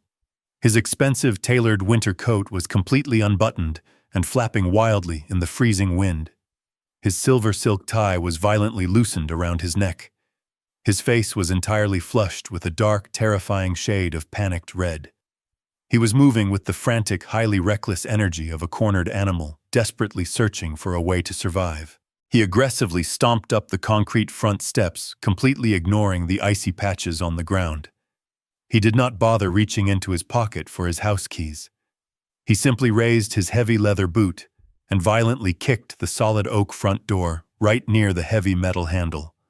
The door shuddered under the immense physical impact, but remained securely locked. He kicked it a second time simultaneously, twisting the doorknob with aggressive, panicked force. The heavy deadbolt finally gave way, and the thick oak door crashed loudly against the interior hallway wall. Tyler stormed into the front foyer like a completely unhinged madman. He immediately began screaming my name at the absolute top of his lungs. His voice was completely raw, echoing with a mixture of intense, uncontrolled rage and absolute, undeniable terror. He demanded to know exactly where I was hiding. He screamed that I had done something incredibly stupid to the bank accounts and that I needed to fix the massive error right this very second. He stomped heavily down the hardwood hallway, violently throwing his expensive briefcase against the wall, clearly intending to completely intimidate and physically threaten the weak, helpless old man he firmly believed he had completely conquered. He was entirely operating under the pathetic delusion that his cruel, dominant tactics from the past 4 days would instantly force me into complete submission. He reached the wide archway of the living room, his hands balled tightly into aggressive fists, his chest heaving heavily with panicked exertion. He took one massive step into the room, his dark eyes frantically searching the space for his victim.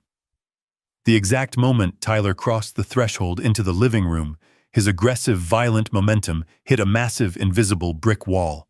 He stopped dead in his tracks, his heavy breathing completely caught in his throat. He stared directly at me, sitting calmly and quietly in my dark leather armchair.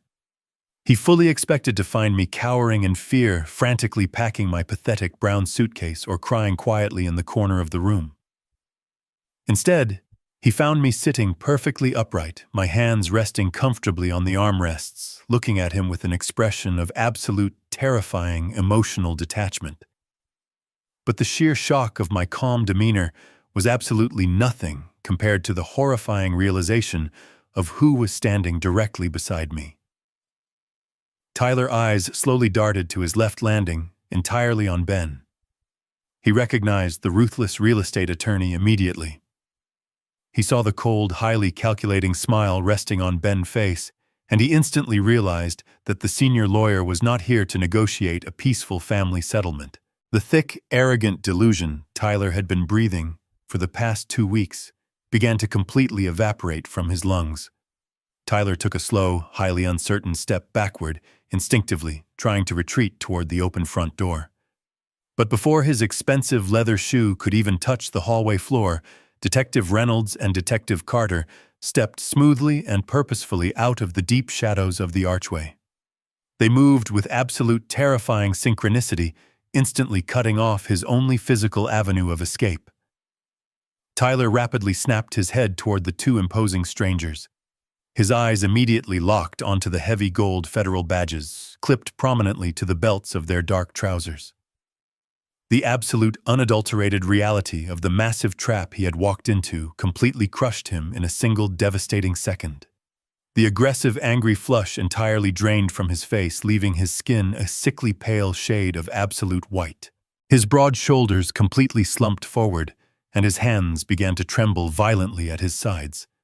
The incredibly arrogant millionaire executive, who was eagerly planning to steal my family home and run away with his young blonde mistress, completely vanished, instantly replaced by a terrified, pathetic amateur criminal who suddenly realized he was about to lose absolutely everything.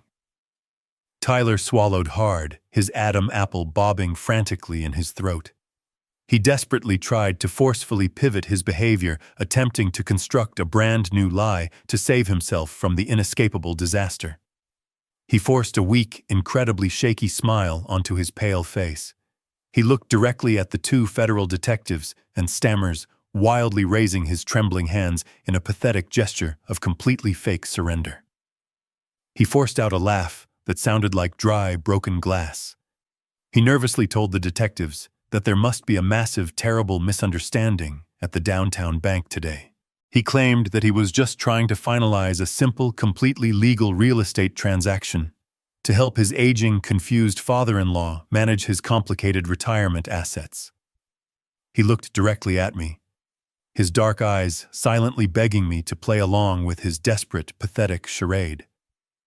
He called me Dad, heavily emphasizing the fake family connection, and asked me to please tell the nice officers that everything was completely fine and that we were just handling a private family matter. The sheer, breathtaking audacity of his lie was genuinely incredible to witness.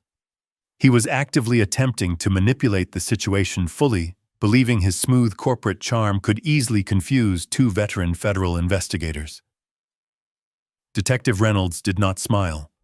He did not laugh at the pathetic attempt at manipulation. He simply took a slow, highly deliberate step directly toward my son-in-law, his gray eyes completely devoid of any warmth or patience. Detective Reynolds looked Tyler right in the eyes and stated in a deep, commanding voice that they were not there to discuss a simple banking error.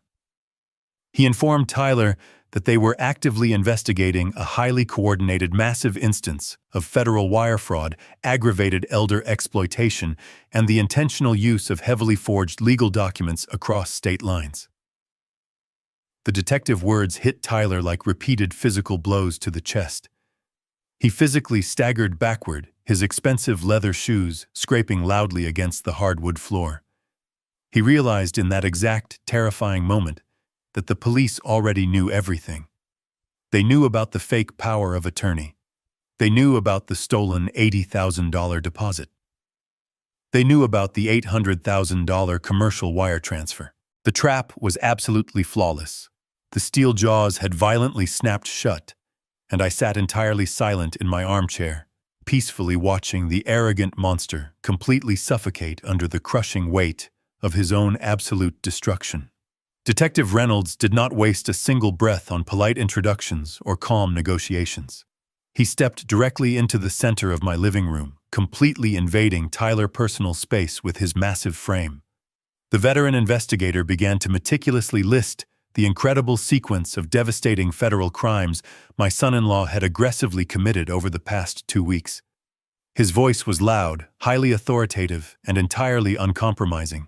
He stated clearly that the Financial Crimes Division possessed undeniable, irrefutable digital evidence of Tyler executing a heavily forged general durable power of attorney to steal a private residential property. To steal a private residential property constituted severe criminal forgery and highly aggravated elder financial exploitation. Tyler physically shrank back with every single word, his brand-new, expensive, tailored suit suddenly looking completely ridiculous and entirely out of place on his violently trembling frame. Detective Carter then stepped forward, standing shoulder to shoulder with his partner, and delivered the absolute final crushing legal blow. He looked Tyler up and down with an expression of pure, unadulterated professional disgust. Carter formally announced that because Tyler had actively used a federally insured banking institution to electronically transfer $800,000 in stolen cash across state lines. The underlying crime was now officially classified as massive federal wire fraud. He made absolutely sure to heavily emphasize the terrifying reality that federal financial crimes carry extremely strict mandatory minimum sentencing guidelines. He looked Tyler right in the terrified eyes and promised him that he was currently looking at a mandatory minimum of 10 to 15 years entirely locked inside a maximum security federal penitentiary. Tyler began to shake so violently that I could actually hear his expensive leather shoes squeaking against the hardwood floor. He gasped loudly for air, his chest heaving rapidly as a full-blown, completely uncontrolled panic attack entirely consumed his physical body. He desperately looked back and forth between Ben, the two massive federal detectives, and me, his eyes wide and silently begging for a miraculous lifeline that absolutely did not exist. Right at that exact highly terrifying moment, the heavy wooden back door of the kitchen violently swung open. My daughter Natalie walked into the house completely oblivious to the massive life-altering storm currently raging inside the living room. I had explicitly asked my neighbor to briefly watch my young grandson Mason at the local winter festival, so Natalie could quickly run home to grab his forgotten heavy winter gloves. She walked down the hardwood hallway humming a very cheerful holiday song, holding her car keys casually in her right hand. She stepped through the wide living room archway and froze completely solid in her tracks. She saw the two towering, unfamiliar men wearing heavy dark winter coats and displaying gold federal badges on their belts. She saw her husband, pale, violently trembling, and entirely backed into a tight corner like a terrified, trapped rat. She looked at me sitting entirely calm and completely silent in my dark leather armchair, and pure, unfiltered confusion immediately washed over her tired face. She took a slow, highly uncertain step toward Tyler, instinctively wanting to comfort the man she genuinely believed loved and protected her. But the exact second Tyler saw his wife enter the room, his fundamental, deep-rooted core cowardice completely took over his entire personality.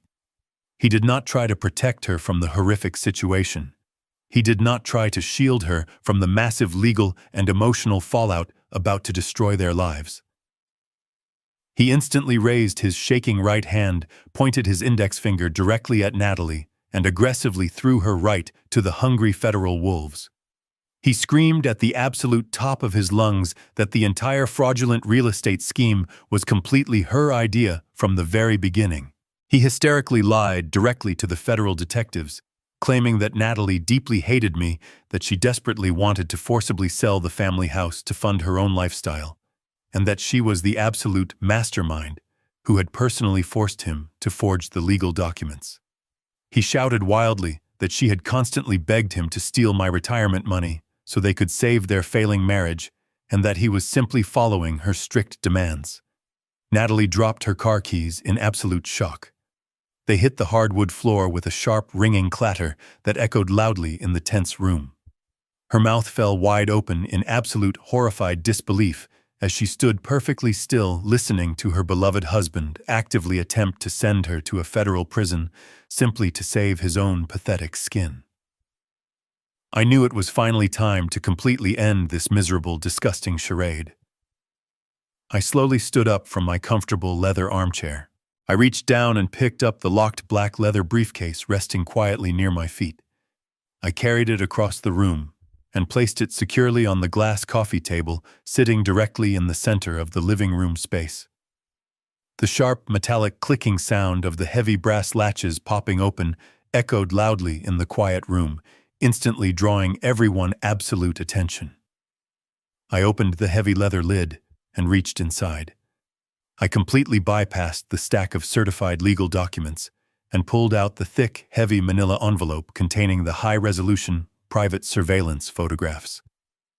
I walked slowly and highly purposefully around the edge of the coffee table until I was standing directly in front of my deeply shocked and entirely paralyzed daughter. Tyler watched my hands incredibly closely, his dark eyes suddenly widening with a brand new, terrifying realization that I was holding something infinitely more destructive than simple banking records or forged property deeds. I did not say a single word to him. I simply pulled the thick stack of glossy photographs out of the envelope and threw them aggressively onto the glass surface of the coffee table right in front of Natalie. The colorful, highly detailed images scattered wildly across the smooth glass. The very first photograph clearly showed Tyler wrapping his arm tightly and intimately around the waist of his young blonde mistress inside the polished white marble lobby of the luxury downtown condominium building. The second photograph showed them drinking expensive imported champagne and laughing affectionately together at a highly exclusive romantic restaurant. The third photograph showed him aggressively signing a digital delivery clipboard for tens of thousands of dollars worth of custom Italian bedroom furniture. I looked directly into my daughter, entirely shattered eyes, and delivered the final absolute truth that would completely cleanse my home. I told her in a cold, unyielding, and completely steady voice that Tyler was never planning to buy a new beautiful house for their struggling family. I told her that he had specifically registered exactly 2 secure electronic elevator keys for the $1 million penthouse property, one exclusively for himself and one exclusively for the 24-year-old woman who was currently decorating their new master bedroom. I made absolutely sure she fully understood the sheer breathtaking magnitude of his evil.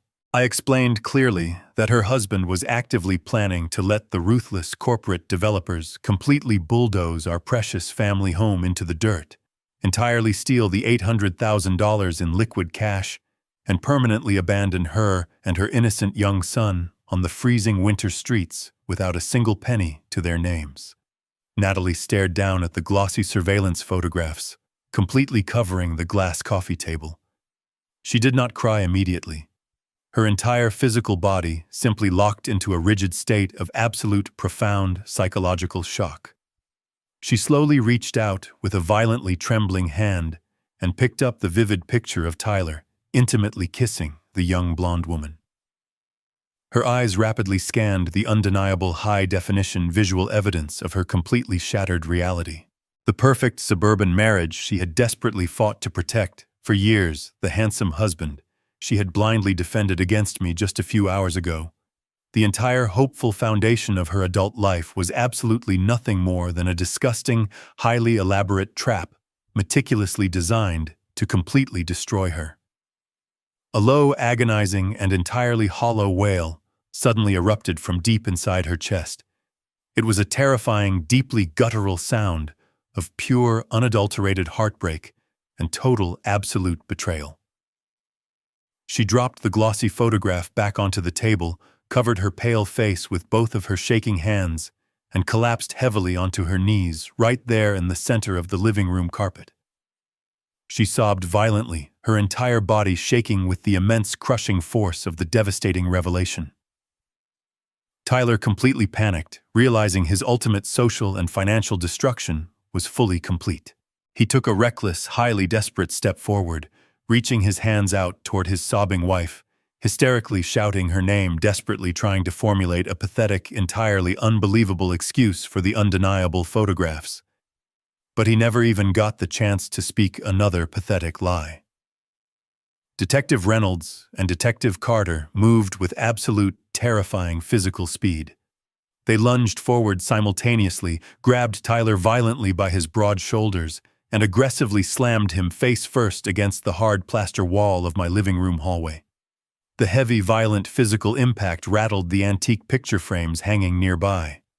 Detective Carter grabbed Tyler's wrists with immense force, twisted them painfully behind his back, and secured them tightly with a pair of heavy, freezing steel police handcuffs. The loud, sharp clicking sound of the metal ratchets firmly locking into place was the absolute most beautiful sound I had ever heard in my entire life. Detective Reynolds leaned closely into Tyler's ear and loudly professionally read him his absolute Miranda rights, explicitly informing him that he had the right to remain completely silent. The 2 massive federal detectives forcefully pulled Tyler away from the wall and dragged him aggressively toward the open front door. Tyler kicked his legs wildly, screaming in absolute panic, begging me to immediately call the bank manager, begging Natalie to please look at him one last time, completely melting down into a pathetic, weeping puddle of absolute terror. They hauled him forcefully out the front door, marched him roughly down the snowy concrete front steps, and shoved him violently into the back seat of their dark, unmarked police sedan. I stood quietly in my living room, looking out the front window, and watched the official vehicle drive away down the freezing street, taking the absolute worst mistake of my family's entire life entirely out of our world forever. The heavy oak front door remained wide open for several long minutes after the unmarked police vehicles disappeared entirely down the snow-covered street. I stood there silently, feeling the freezing winter wind blow aggressively through the hallway, letting the crisp air physically cleanse the toxic, heavy atmosphere that had suffocated my home for years. Ben stood quietly beside me, placed a strong, reassuring hand on my right shoulder, and told me he would personally handle all the necessary legal follow-up with the federal prosecutors. He gathered his heavy leather briefcase, gave me one final nod of deep, profound respect, and walked out to his car, leaving me completely alone with my daughter. I slowly pushed the front door closed, locked the heavy brass deadbolt with a satisfying click, and turned around to face the living room. Natalie was still sitting on the hardwood floor, exactly where she had collapsed. The glossy surveillance photographs of her husband and his young blonde mistress were still scattered wildly across the glass coffee table, serving as a permanent, undeniable testament to her completely shattered reality. She slowly raised her head and looked directly at me. Her face was entirely streaked with dark, ruined makeup, and her eyes were completely red from crying. She looked exactly like a frightened, lost little girl desperately searching for the warm, protective father she had completely taken for granted her entire adult life. She pushed herself up from the floor, her hands trembling violently, and took a slow, highly unsteady step toward me. She began to speak, her voice cracking with heavy, breathless sobs. She apologized profusely, repeating the empty words over and over again, like a broken record.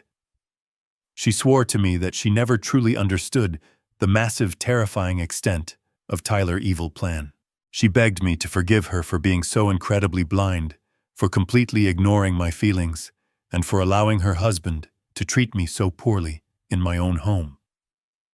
She reached out, her shaking hands, desperately wanting me to step forward and pull her into a tight, comforting embrace.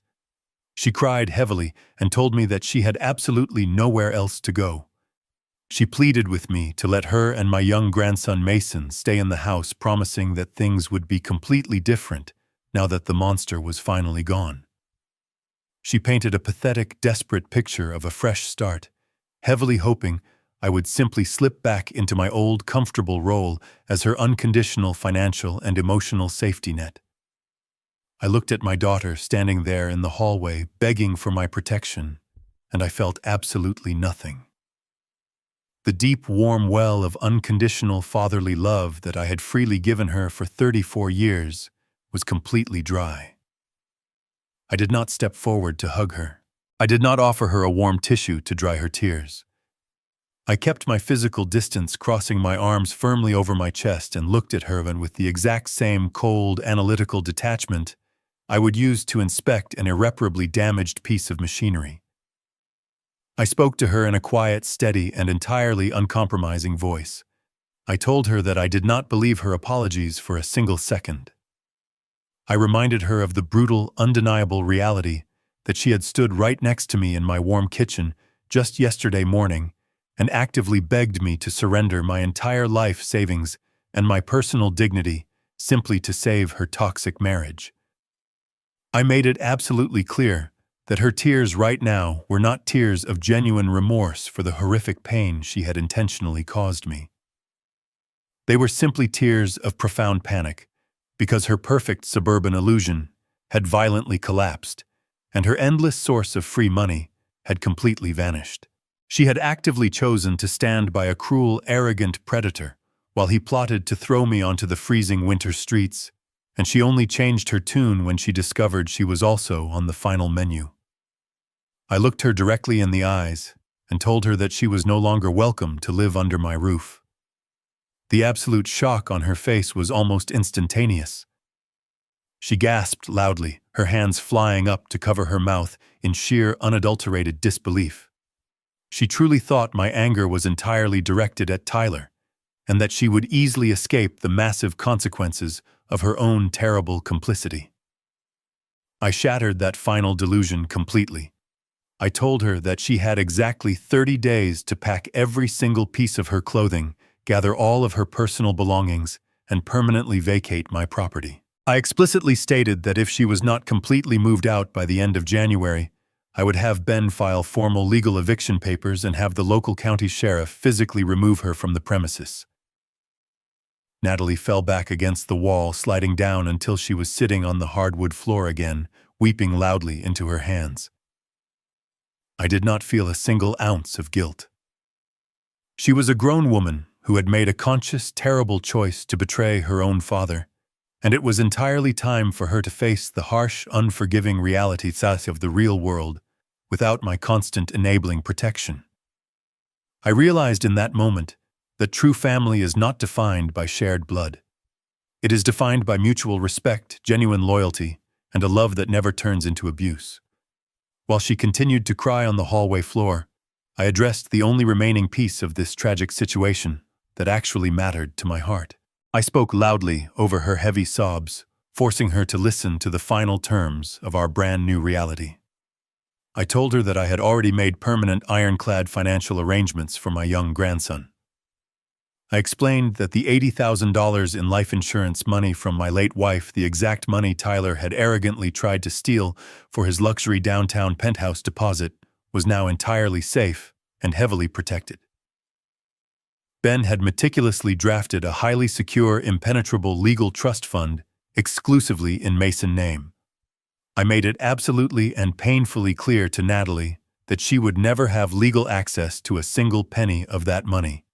She could never borrow against it, she could never manage it, and she could absolutely never use it to pay off the massive mountain of credit card debt her criminal husband had left behind. The trust was entirely locked down by an independent corporate executor and could only be accessed by Mason himself when he officially turned 25 years old to pay for his college education or to purchase his first home.